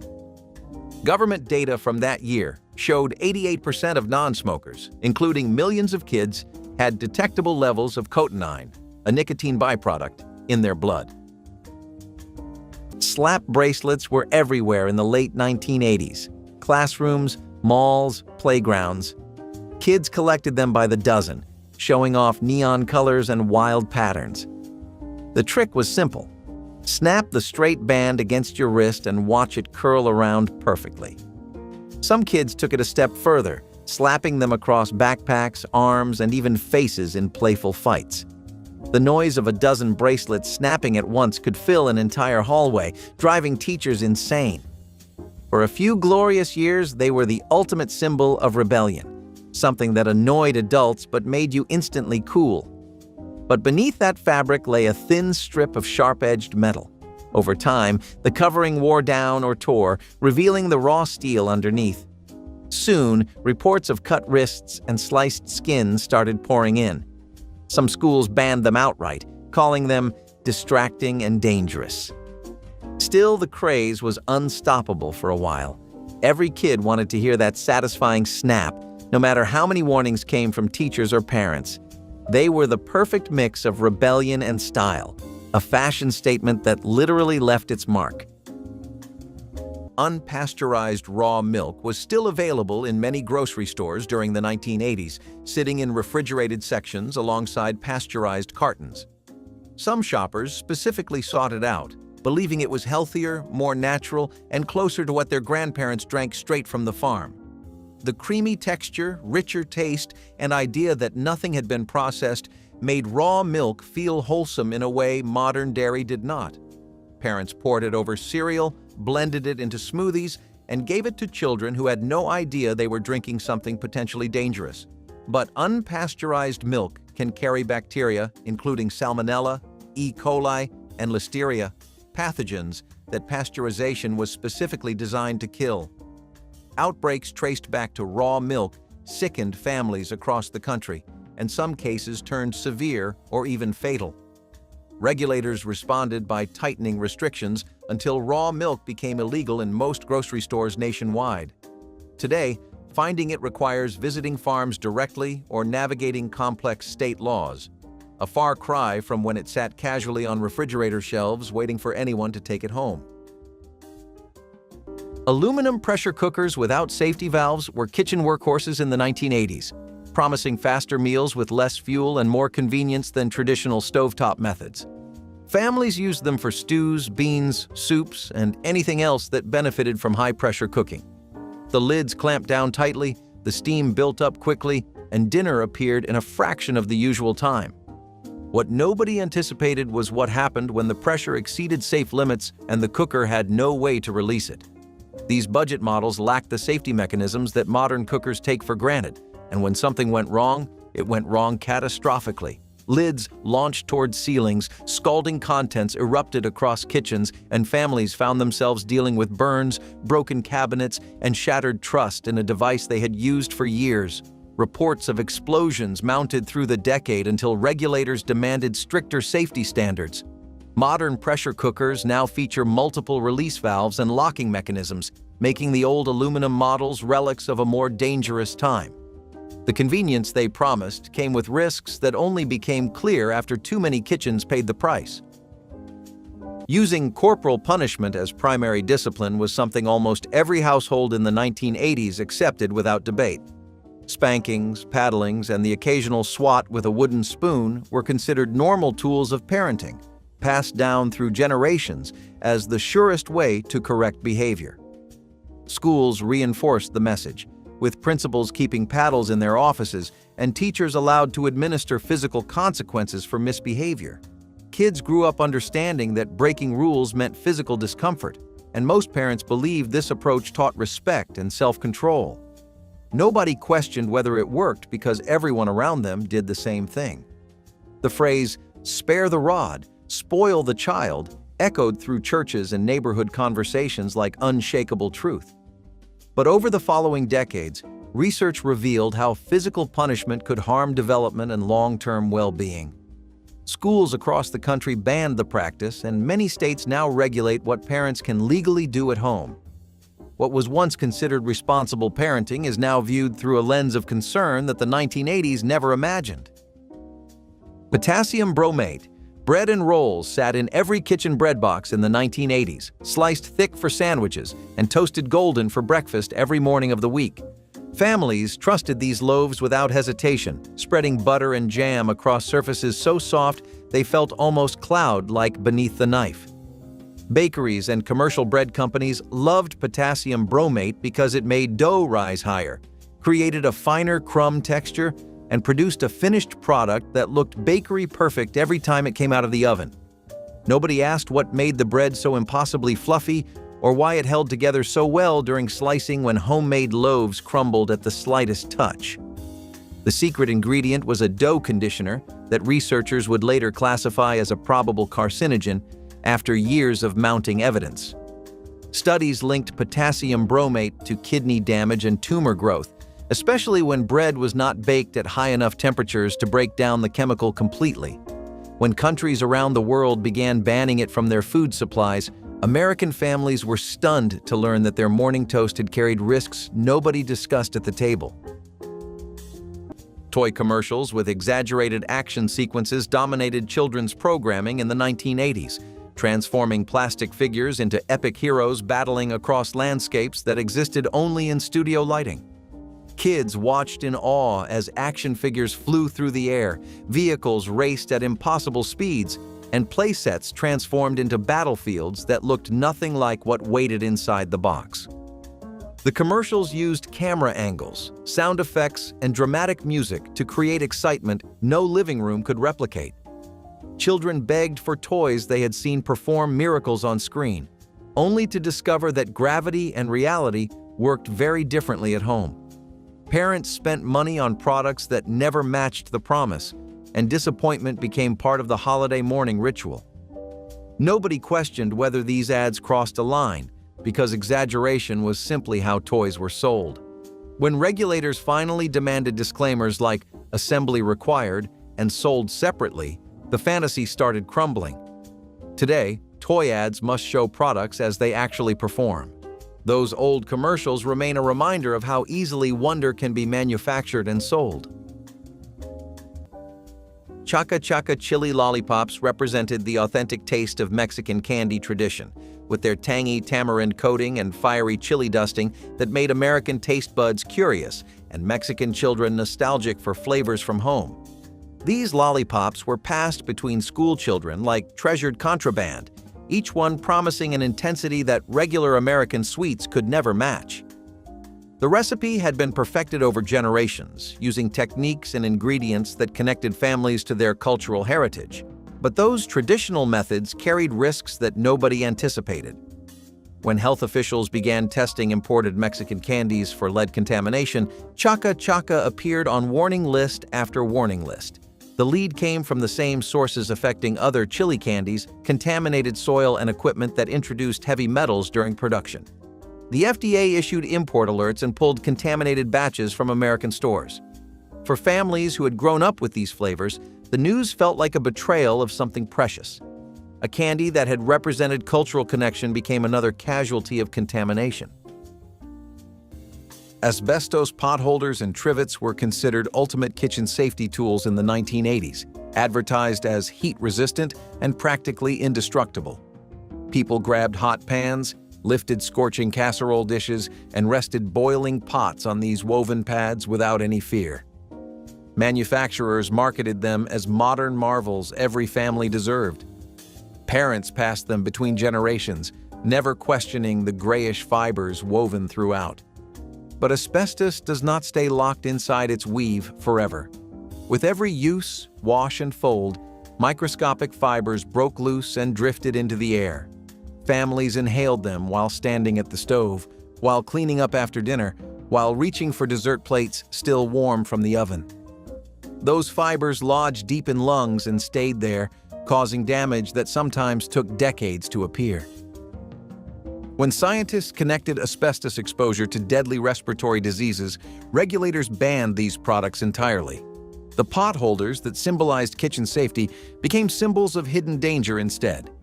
It is chilling to realize something meant to protect from burns was quietly causing harm far worse. Baby formula ads discouraging breastfeeding as old-fashioned created a cultural shift, convincing millions of mothers they were doing something primitive by nursing their children. Commercials featured sleek bottles, modern kitchens, and confident women who had moved beyond what advertisers framed as an outdated practice. The messaging was clear. Formula was scientific, convenient, and superior to anything the human body could produce. Hospitals handed out free samples, pediatricians offered coupons, and new mothers felt pressured to embrace what seemed like progress. Women who chose to breastfeed were sometimes made to feel backward, as if rejecting modern parenting advancements. What ads never mentioned was that breast milk contained antibodies and bonding benefits no laboratory could replicate. By the time researchers pushed back and health organizations recommended breastfeeding, an entire generation had been raised on formula marketed as the smarter choice. Looking back, it is painful to realize how effectively advertising convinced mothers to distrust their own bodies, trading something irreplaceable for a product designed primarily to generate profit for corporations. Chuck Norris home gym infomercials arrived in the 1980s with the kind of straight-faced sincerity that made them impossible to forget. Long before the internet turned Chuck Norris into a meme about impossible toughness, he appeared on late-night television demonstrating exercise equipment with the intensity of a man preparing for war. His commercials featured dramatic lighting, sweeping music, and Chuck performing moves that made basic fitness look like combat training. He spoke directly into the camera, promising results with authority that made viewers believe anything was possible if they just ordered. The Total Gym became his signature product, a sliding bench system that Chuck demonstrated while wearing tight workout clothes and maintaining eye contact that felt almost unsettling. Parents who stayed up past midnight found themselves hypnotized by the repetition, the testimonials, and the sheer confidence radiating from the screen. Many ended up ordering equipment that gathered dust in basements and garages across America. Looking back, these infomercials feel like artifacts from a simpler time, when an action star selling fitness gear was considered trustworthy rather than ironic. The Ditto machine was the beating heart of every school office in the 1980s, and it came with a gift no teacher intended. Fresh worksheets arrived at your desk still damp, printed in that unmistakable purple ink, and carrying a sharp, sweet chemical smell that students treated like a reward. The duplicating fluid was a blend of methanol and isopropanol, two industrial solvents that vaporized on contact with air. Kids pressed their faces into the paper and inhaled deeply, sometimes competing for the freshest sheets with the strongest scent. Teachers rarely stopped them. The 1982 film Fast Times at Ridgemont High captured it perfectly, showing an entire classroom sniffing their handouts in unison. Nobody called it chemical exposure. They called it Tuesday. The A.B. Dick Company, which built most of the machines, filed for bankruptcy in 2004, long after photocopiers had replaced the purple-stained empire.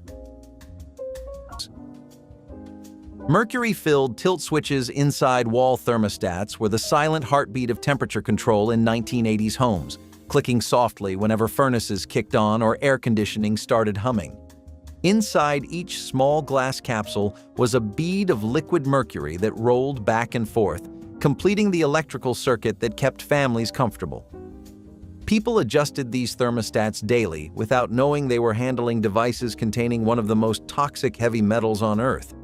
If a thermostat broke during replacement, that tiny mercury bead could spill onto floors and vents, vaporizing slowly into the air for years. Families breathed it in without realizing the source, and children sometimes played with the shiny liquid if they found it.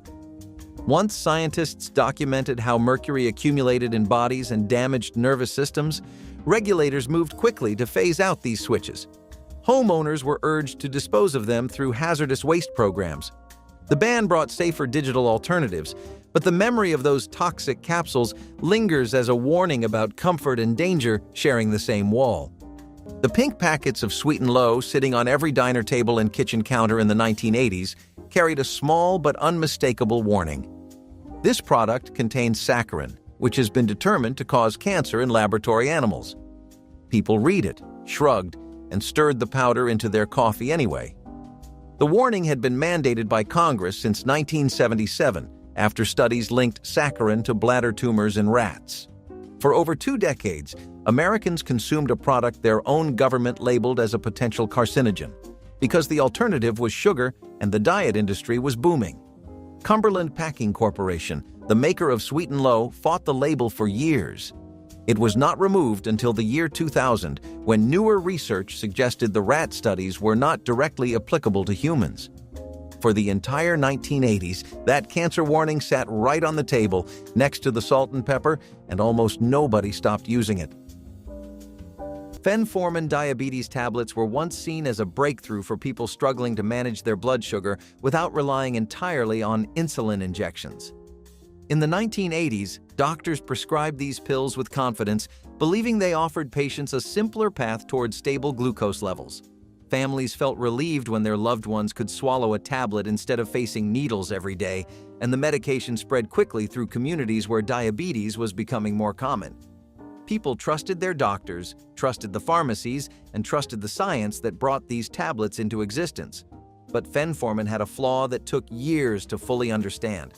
The drug could trigger a dangerous buildup of lactic acid in the blood, a condition that progressed silently until it became life-threatening. Patients who seemed fine one moment could collapse the next, their bodies overwhelmed by a reaction nobody had anticipated. When regulators finally pulled fenformin from the market, the news shocked families who had placed so much faith in those small tablets. It was a painful reminder that even medications meant to heal could carry risks hidden deep within their chemistry.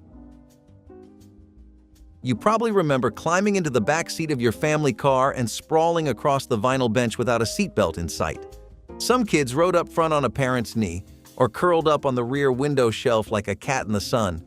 Seatbelt use among Americans hovered between 11% and 14% in the early 1980s, and most families treated the lap belt as an optional decoration. Tennessee became the first state to pass a child restraint law in 1978, but enforcement was almost non-existent. It took until 1985 for all 50 states to require car seats, and even then, surveys found 65% of parents were installing them wrong. The restraints offered little more than a padded shelf and a flimsy buckle. A sudden stop at 30 miles per hour turned an unrestrained child into a projectile, and the dashboard was solid steel with no give. Moon shoes promised the dream of anti-gravity, a trampoline you could wear on your feet. Kids strapped them on and bounced across driveways, pretending they were astronauts. It was exciting, wild, and completely unpredictable. Friends would challenge each other to jump higher or run while wearing them, often ending in spectacular wipeouts. The sound of laughter mixed with the inevitable thud of someone hitting the ground was part of every moon shoe memory. Despite the danger, the feeling of defying gravity, even for a few seconds, was too tempting to resist. The rubber bands that provided the spring were unstable, snapping or slipping without warning. One wrong jump, and you were face first on the pavement. Sprained ankles, twisted knees, and a few broken noses were common battle scars. But that did not stop kids from begging for a pair every Christmas. The commercials made them look effortless, like floating on the moon, but in reality, it was like strapping chaos to your feet. The 1980s loved risk, and moon shoes captured that spirit perfectly. Part science fiction, part disaster waiting to happen. Sulfite-sprayed fresh produce was one of those invisible grocery store tricks that kept salad bars, fruit displays, and vegetable sections looking impossibly fresh throughout the 1980s. Stores misted sulfites onto lettuce, grapes, potatoes, and sliced apples to prevent browning and wilting. Shoppers had no idea they were eating a preservative with every bite because nothing on the bins warned them about what had been sprayed. The produce simply looked better and sold faster, which made everyone happy until it did not. People with asthma or sulfite sensitivities began experiencing severe reactions, and some turned fatal. Emergency rooms reported cases of people collapsing after eating restaurant salads, struggling to breathe as their airways closed without warning. Investigators traced the cause back to sulfites, and the pattern became impossible to ignore. Regulators moved quickly, banning sulfites on raw fruits and vegetables and requiring labels on processed foods that still contained them. Grocery stores scrambled to change their preservation methods, and the perfectly fresh displays that once seemed appealing suddenly looked suspicious to shoppers who finally understood what kept them that way. Lead-soldered copper cookware was one of those kitchen treasures that grandparents and parents alike displayed with pride in the 1980s. These gleaming pots and pans hung from ceiling racks or rested in cupboards reserved for special occasions, promising even heating and a beauty that stainless steel simply could not match. Families cooked tomato sauces, wine reductions, and citrus glazes without ever wondering what the solder joints might be releasing into the food. The problem was that lead dissolved slowly but steadily whenever acidic ingredients touched those joints, turning beloved family recipes into quiet sources of contamination. Nobody suspected a thing because the pots looked clean and performed beautifully. When medical researchers began documenting the effects of chronic lead exposure, including cognitive damage and developmental delays in children, the cookware that once symbolized quality became a serious concern. Regulators eventually banned lead solder in food contact items, and families were urged to retire their old copper pieces.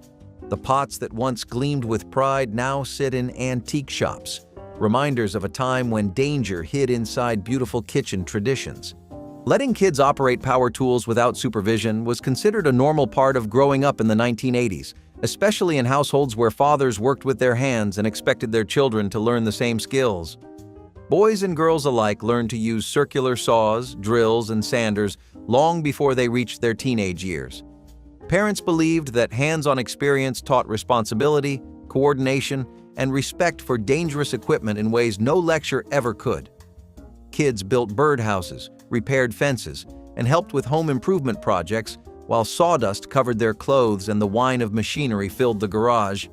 Accidents happened, but they were treated as lessons rather than crises. A scraped knuckle or a close call that reinforced caution better than any warning. Nobody called Child Protective Services over a 10-year-old using a jigsaw. Today, though, safety guidelines, insurance restrictions, and liability concerns have transformed power tools into adult-only territory. Manufacturers print age warnings, schools require supervision, and the idea of handing a child a running saw feels reckless by modern standards.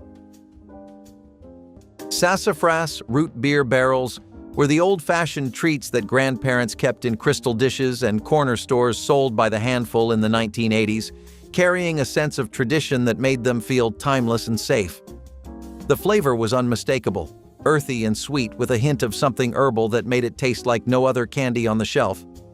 Kids loved unwrapping the crinkly cellophane and letting the hard candy dissolve slowly on their tongues while that distinctive root beer flavor spread warmth through every taste bud. What nobody realized was that the traditional sassafras flavoring came from saffrole, a compound researchers had already linked to liver damage and cancer in laboratory studies. The same ingredient that made these candies taste authentically old-fashioned also posed serious health risks with repeated exposure over time. When regulators banned saffrole from food products entirely, the original root beer barrel recipe vanished almost overnight from store shelves. Candy makers scrambled to reformulate their recipes using artificial flavors, and the treats that remain today taste different enough that anyone who remembers the originals can tell immediately. Fast food ads targeting children with toy giveaways dominated commercial breaks in the 1980s, turning every meal into an excuse to collect the latest plastic treasure. These commercials featured bright colors, cartoon mascots, and jingles so catchy they lodged in memory for decades. Children begged parents to visit restaurants not for the food, but for the toy hidden inside the box, and parents obliged because the ads made it seem harmless and fun. Nobody talked about the sugar, the sodium, or the calories packed into meals designed to appeal to young taste buds. The toys became status symbols on playgrounds, and kids who did not have the latest set felt left out of conversations. Advertisers knew exactly what they were doing, creating desire that had nothing to do with hunger and everything to do with collecting. When health advocates finally pushed back, regulators began restricting how fast food companies could market directly to children. Today, those toy-driven campaigns face strict limits, but the strategy shaped an entire generation's relationship with food in ways that still echo through eating habits and childhood memories. Warheads. Super sour bubble gum pushed the boundaries of what human taste buds could tolerate, and children across the 1980s and 90s competed to prove their worthiness by enduring the extreme citric acid assault. The candy's marketing celebrated suffering, and kids wore their puckered faces like badges of honor. But the extreme acidity that made warheads famous also made them dangerous in ways that took years to become clear. Repeated exposure to high concentrations of citric acid stripped protective layers from tongue tissue, causing painful sores and burning sensations that lasted long after the candy dissolved. Some children developed what amounted to chemical burns inside their mouths, with tissue damage visible on tongues that had simply enjoyed too much of a good thing. Dentists began warning parents about enamel erosion, and health advocates called for restrictions on just how sour candy could legally be. While the original warheads remain available, formulations changed and warnings appeared, acknowledging that extreme sourness came with extreme consequences nobody had fully considered. Carbon tetrachloride oven cleaners promised homeowners in the 1980s the power to dissolve baked-on grease without scrubbing, and desperate cooks believed every word. The fumes were sharp and overwhelming, but people assumed that meant the product was working hard on their behalf. Mothers sprayed inside ovens, closed the doors, and waited while chemicals worked, often leaning close to check progress through the small window. But carbon tetrachloride was never meant for enclosed household spaces. The fumes attacked livers, kidneys, and nervous systems with speed that shocked medical researchers. People using these cleaners in poorly ventilated kitchens collapsed before understanding what was happening. Emergency rooms documented cases linked directly to products sold in every grocery store. When regulators finally banned carbon tetrachloride for household use, it came with the weight of tragedies that should never have happened. Those powerful cleaners vanished from shelves, replaced by formulas sacrificing strength for safety. It is haunting to think how many people stood inches from danger while simply trying to clean. Weight loss candy bars promising eat-all-you-want results were marketed with enthusiasm that made desperate dieters believe they had found the secret to easy slimming. These products appeared in magazine ads and late-night television, featuring slim models biting into chocolate-coated bars with pure satisfaction. The pitch was simple: eat these treats instead of meals and watch pounds melt away without suffering through salads or exercise. Parents who struggled with weight stocked pantries with these bars, trusting that something sweet could make dieting painless. Children watched mothers unwrap bar after bar, believing the packaging knew something nutritionists did not. The ingredients told a different story, packed with laxatives, stimulants, or appetite suppressants nobody fully explained. People experienced jittery afternoons, sleepless nights, and digestive disasters never mentioned in cheerful advertisements. When regulators examined claims, they found exaggerations so wild that entire product lines vanished from shelves overnight. It is uncomfortable now to think how many people trusted these bars with their health, believing indulgence and weight loss could share the same shiny wrapper. Wendy's "Where's the Beef" campaign was one of those advertising miracles that nobody saw coming, the kind of commercial that started as a fast food pitch and ended up defining an entire decade. The premise was brilliantly simple. A tiny white-haired grandmother named Clara Peller squinted at a comically oversized bun, lifted the top, and demanded to know where the actual meat was hiding. Her voice crackled with such genuine frustration that people could not stop repeating the phrase in grocery stores, offices, and even on the floor of Congress. Politicians borrowed it for speeches, comedians riffed on it endlessly, and suddenly a senior citizen was the biggest advertising star in America. What made it stranger was that Clara herself had almost no acting experience and was a manicurist from Chicago who landed the role through sheer luck. The ad ran constantly, spawning merchandise, parodies, and a catchphrase so sticky that people still say it decades later without knowing where it came from. Looking back, it is remarkable that a complaint about hamburger size became one of the most beloved moments in advertising history. Gym teachers in the 1980s had a name for dodgeball that told you everything about how it was played. They called it murder ball. Two teams lined up on opposite sides of the gymnasium, and the rubber balls between them were not the soft foam versions sold today. They were hard, dense, and designed for kickball, with a surface that left raised welts on bare skin and enough weight to turn a close-range throw into something closer to assault. Hit someone, they sat down. Get hit, your dignity went with you. In 2013, the Journal of Physical Education, Recreation, and Dance inducted dodgeball into its Hall of Shame, alongside Red Rover and the rope climb. But the original version was worse. A 1922 guide published by Junior ROTC described a variation where the outer team threw medicine balls, weighing 7 to 12 pounds, at kids trapped in the center of the circle. Lead-painted wooden Venetian blinds hung in bedroom windows and living room bays throughout the 1980s. Elegant fixtures nobody questioned or worried about. Families tilted the slats to let morning light in or shut them tight against afternoon sun, never realizing every tug of the cord released toxic dust into the air. The lead in the paint made finishes durable and resistant to chipping, which manufacturers advertised as a selling point for busy households. Children pressed their faces against the slats to peek outside, running fingers along painted surfaces while parents called them to dinner. Over time, the paint degraded invisibly, shedding particles onto windowsills, carpets, and the hands of everyone who touched them. Researchers eventually connected these blinds to alarming blood lead levels in children, prompting urgent recalls and immediate regulatory action. Families were stunned to learn something so ordinary had been contaminating their homes for years. The bans arrived swiftly once evidence mounted, forcing manufacturers to reformulate and homeowners to replace what they had trusted. Today, those vintage blinds serve as a quiet reminder that danger sometimes hangs in plain sight. In 1979, the Consumer Product Safety Commission tested handheld hair dryers sold across the United States and found that many contained asbestos insulation wrapped around their heating elements. Every time the dryer switched on, hot air blew over those components and carried microscopic fibers straight into the lungs of whoever held it. Brands from major manufacturers were affected. The CPSC pushed for voluntary recalls, and most companies phased out asbestos from new models by the early 1980s.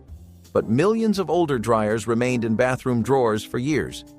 There was no mandatory recall, no public warning campaign. The fibers were invisible, and the damage was cumulative.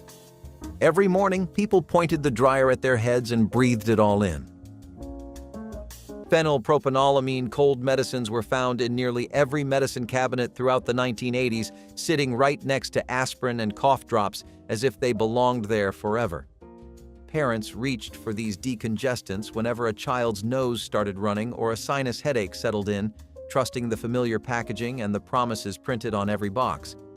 People took them before work, before school, and before bed, believing they were doing the sensible thing to get through cold season.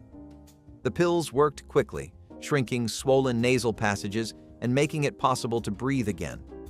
Nobody imagined that the ingredient clearing their sinuses might also be affecting their blood vessels in dangerous ways.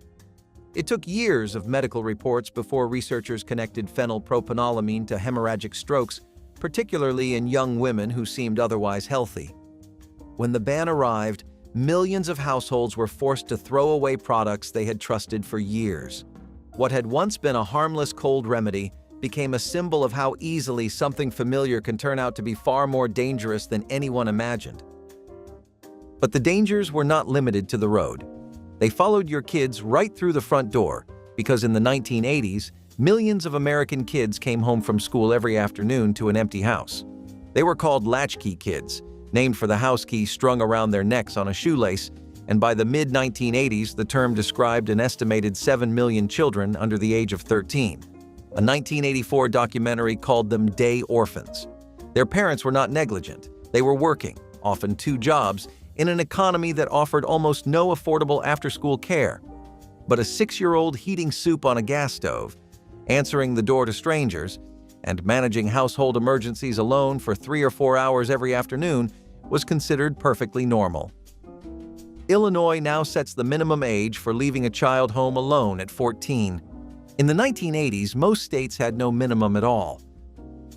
The Battlestar Galactica missile-firing action figures were supposed to be every young sci-fi fan's dream come true. The toy line mirrored the excitement of the television show, with detailed spaceships and figures that could actually shoot small plastic missiles. Kids loved the realism, until that realism turned deadly. The missiles were small enough to fit into a child's mouth, and tragically, one boy choked to death after accidentally inhaling a projectile. That single event led to a massive recall and a permanent change in toy safety design. From that moment on, most manufacturers removed missile-launching features or made projectiles too large to swallow. At the time, though, parents were outraged that something marketed as safe had taken such a dark turn. The figures themselves became infamous collector's items, frozen in history as a symbol of the industry's recklessness. What started as a celebration of science fiction imagination ended with a harsh reality check about just how dangerous realistic play could become. Alar-treated apples were everywhere in the 1980s, shining under grocery store lights with that perfect red color parents trusted completely. Farmers sprayed Alar onto orchards because it kept apples looking beautiful longer, prevented them from falling too early, and made the fruit appear fresh on store shelves for weeks. Families bought them by the bag, slicing them into lunchboxes, baking them into pies, and handing them to children as the healthiest snack imaginable. Schools served them in cafeterias, and parents felt proud offering something wholesome instead of processed treats. But Alar was a chemical called daminozide, and researchers eventually discovered it could break down into a substance linked to cancer, especially in children who consumed far more apples per body weight than adults.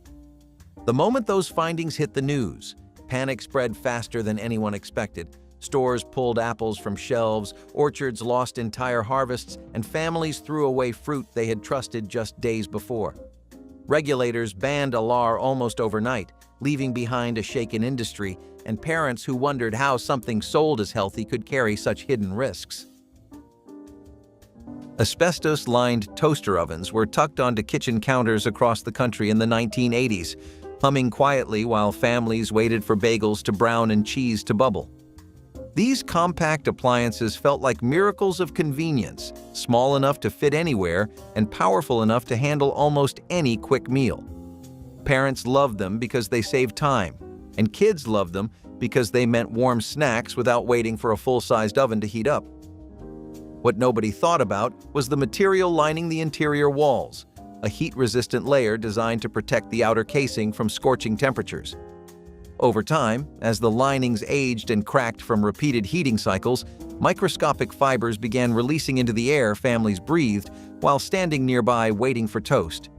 Scientists eventually linked those fibers to devastating respiratory diseases, and regulators moved to ban asbestos from household products entirely.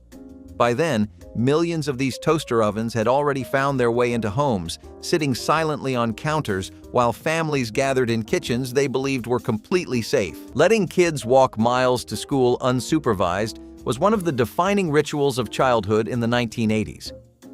Children left the house with backpacks slung over their shoulders and headed down sidewalks, across busy intersections, and through neighborhoods where adults barely glanced up from their morning routines. Parents trusted that the world was safe enough, that drivers would stop, that strangers would mind their own business, and that kids would arrive on time without incident. Many children walked in small groups, chattering about homework or television shows, while others preferred the solitary journey that gave them time to think. The walk itself became a classroom, teaching kids about traffic patterns, shortcuts, and the rhythms of their own neighborhoods. Some routes stretched over a mile, crossing highways or railroad tracks without a single adult present. Today, though, such freedom feels almost unimaginable. Schools discourage it, communities report it, and many jurisdictions classify unsupervised walking as potential neglect.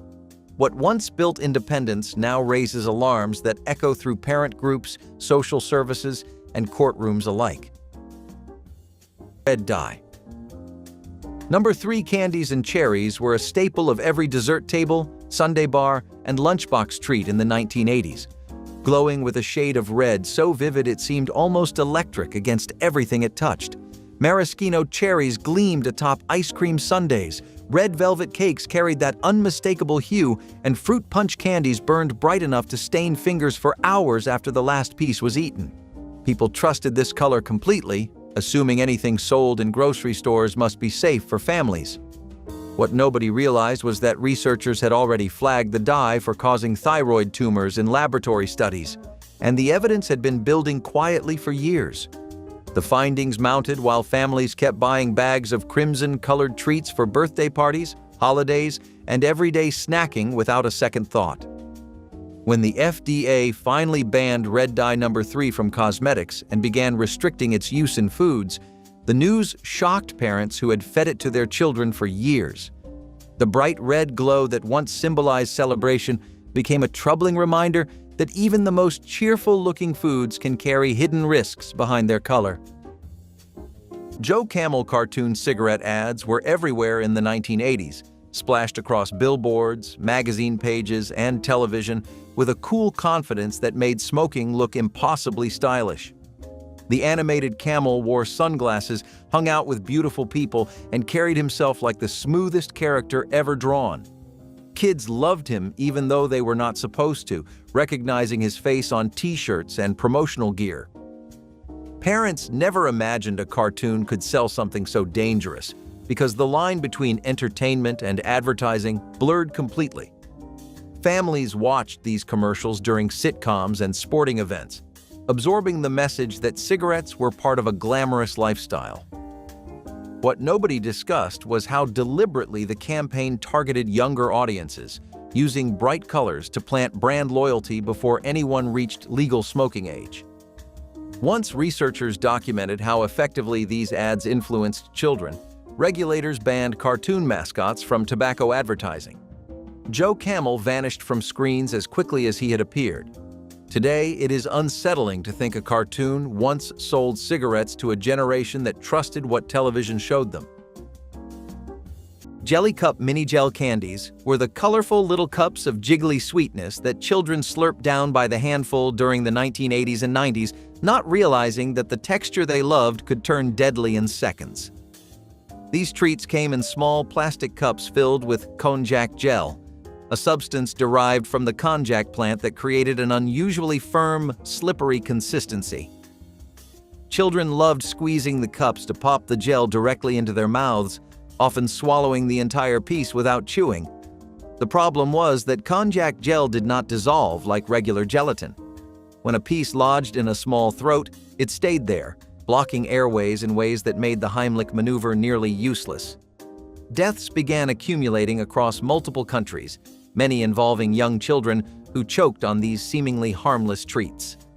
The FDA issued import alerts and warnings, and by 2001, the agency had effectively banned konjac gel candies from entering the United States. The sweet little cups that had been party favors and lunchbox treats became symbols of how texture could transform a treat into tragedy. Mercury meat thermometers were kitchen essentials throughout the 1980s, trusted to deliver accurate readings that meant the difference between a perfect roast and a dangerous one. Cooks jabbed them into turkeys, hams, and roasts, watching the silver line climb until it signaled doneness. These thermometers felt reliable, scientific, and essential for holiday meals when temperature really mattered. But mercury does not belong anywhere near food. A cracked thermometer, a dropped gauge, or a broken tip could release tiny silver beads directly into the meat families we're about to serve. Children found the rolling droplets fascinating, sometimes touching or tasting them before adults intervened. Mercury poisoning symptoms ranged from tremors to memory loss, and the damage could be permanent. Once regulators recognized the danger, mercury thermometers were banned from kitchens and replaced with safer digital alternatives. Families who trusted these instruments for generations were shocked to learn what they had been risking with every temperature check. Those slim glass tubes became relics of an era when danger hid inside ordinary tools. Diet pill ads with unregulated miracle ingredients promised transformation so dramatic that people ignored every warning sign flashing before them. Commercials showed before and after photos that seemed impossible. with testimonials from people claiming to have lost 50 or 100 pounds without changing anything except adding one tiny pill to their routine. Ingredients were often vague, described in scientific-sounding language that seemed legitimate without explaining what they actually did inside the body.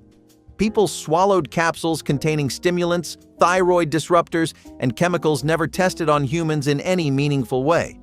Bathrooms became medicine cabinets of hope, as families stocked up on bottles promising figures from magazines. Some experienced heart palpitations, mood swings, or collapses, sending them to emergency rooms, while others noticed weight came back the moment they stopped taking pills.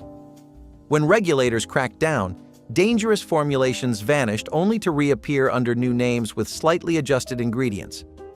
It is disturbing to think how many people trusted their health to products sold with nothing but promises and photos that may not have even been real. Ernest P. Worrell started as a character in local television commercials and somehow transformed into one of the most inescapable advertising figures of the entire 1980s. Jim Varney created Ernest as a rubber-faced goofball who spoke directly to an unseen neighbor named Vern, leaning into the camera with bulging eyes and a voice that seemed permanently stuck between excitement and confusion. Local businesses across the country hired Varney to film custom Ernest commercials, meaning the character appeared selling everything from dairy products to car dealerships depending on where you lived. The flexibility was his genius. Ernest could pitch anything because his personality overwhelmed whatever product he was holding. Children adored him because he acted like a cartoon brought to life, and parents tolerated him because the commercials were genuinely funny in a way most local advertising never achieved. Eventually, Ernest grew beyond commercials entirely, starring in a series of films that ranged from charming to deeply strange. But his advertising roots remained his most remarkable achievement, proof that a single well-crafted character could dominate television without ever appearing in an actual program. Near the ceiling of every school gym, a thick braided rope hung from a steel hook, dangling 20 or more feet above a single mat so thin you could feel the hardwood floor through it. The gym teacher blew a whistle, and one by one, students were expected to climb.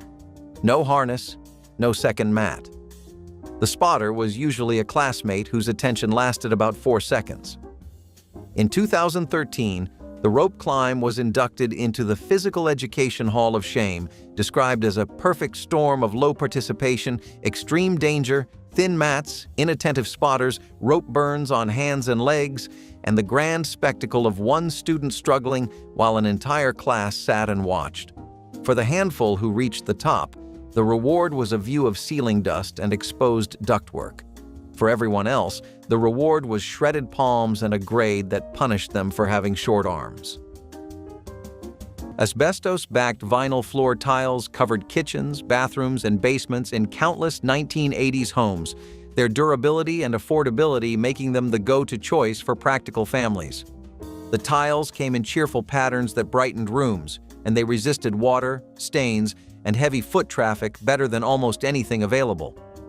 Hidden beneath the colorful surface was a layer of asbestos backing that gave tiles their famous strength. Families walked across these floors barefoot, mopped them weekly, and never imagined the material underfoot could be dangerous. The asbestos remained stable as long as tiles stayed intact, but scratching, cracking, or removal released microscopic fibers into the air. Homeowners who pulled up old flooring themselves often did so without masks, inhaling clouds of invisible particles. When health risks of asbestos became undeniable, regulations required professional abatement and safe disposal. Many families discovered their floors were hazardous only when preparing to sell or remodel their homes. The cheerful tiles that seemed so practical now required expensive removal procedures. They remain a stark reminder that danger sometimes lies directly beneath our feet. Your parents filled the tank every week, and the exhaust pipe pumped lead directly into the air your family breathed. Leaded gasoline had been standard in America since the 1920s, when General Motors and Standard Oil introduced tetraethyllead as an anti-knock additive. The health risks were documented almost immediately, but the petroleum industry spent decades dismissing the evidence. The phase-out began in the mid-1970s, but leaded fuel was not fully banned in the United States until 1996, meaning it was still available at pumps throughout the entire decade. Lead settled into soil along every highway, driveway, and school parking lot in the country, where it remains today. Researchers later estimated that childhood lead exposure from gasoline during this era lowered the collective IQ of an entire generation of Americans. No company that profited from it was ever held fully accountable. Astamazole allergy tablets, sold under the brand name Hismanol, arrived on pharmacy shelves as another option for people desperate to escape the misery of seasonal allergies without sacrificing their ability to function. Throughout the 1980s, doctors recommended it alongside terfenadine as part of a new generation of antihistamines that promised effectiveness without sedation. Patients loved the freedom it offered, the ability to breathe clearly through spring and summer without feeling foggy or exhausted. Families kept bottles in medicine cabinets, reaching for them whenever pollen counts climbed or dust triggered another round of sneezing. The pills seemed safe precisely because they were so ordinary, so common, so casually recommended by every pharmacist behind the counter. But astamazole shared the same fatal flaw as its cousin terfenadine. Certain drug interactions could send the heart into dangerous rhythms, causing sudden death in patients who had no warning their allergy medicine might kill them. When regulators finally banned astamazole, it joined terfenadine as a reminder that even the most popular medications can harbor risks nobody anticipated until it was far too late. Here are the things that growing up in the 1980s means you remember. That was the 1980s, a decade of big hair, loud colors, and a kind of freedom that today sounds like a made-up story. But it was not made up. You lived it. If one of these brought back a memory you have not thought about in years, leave it in the comments. And if you want more there was a smell that hit you the second you walked into a department store in 1980.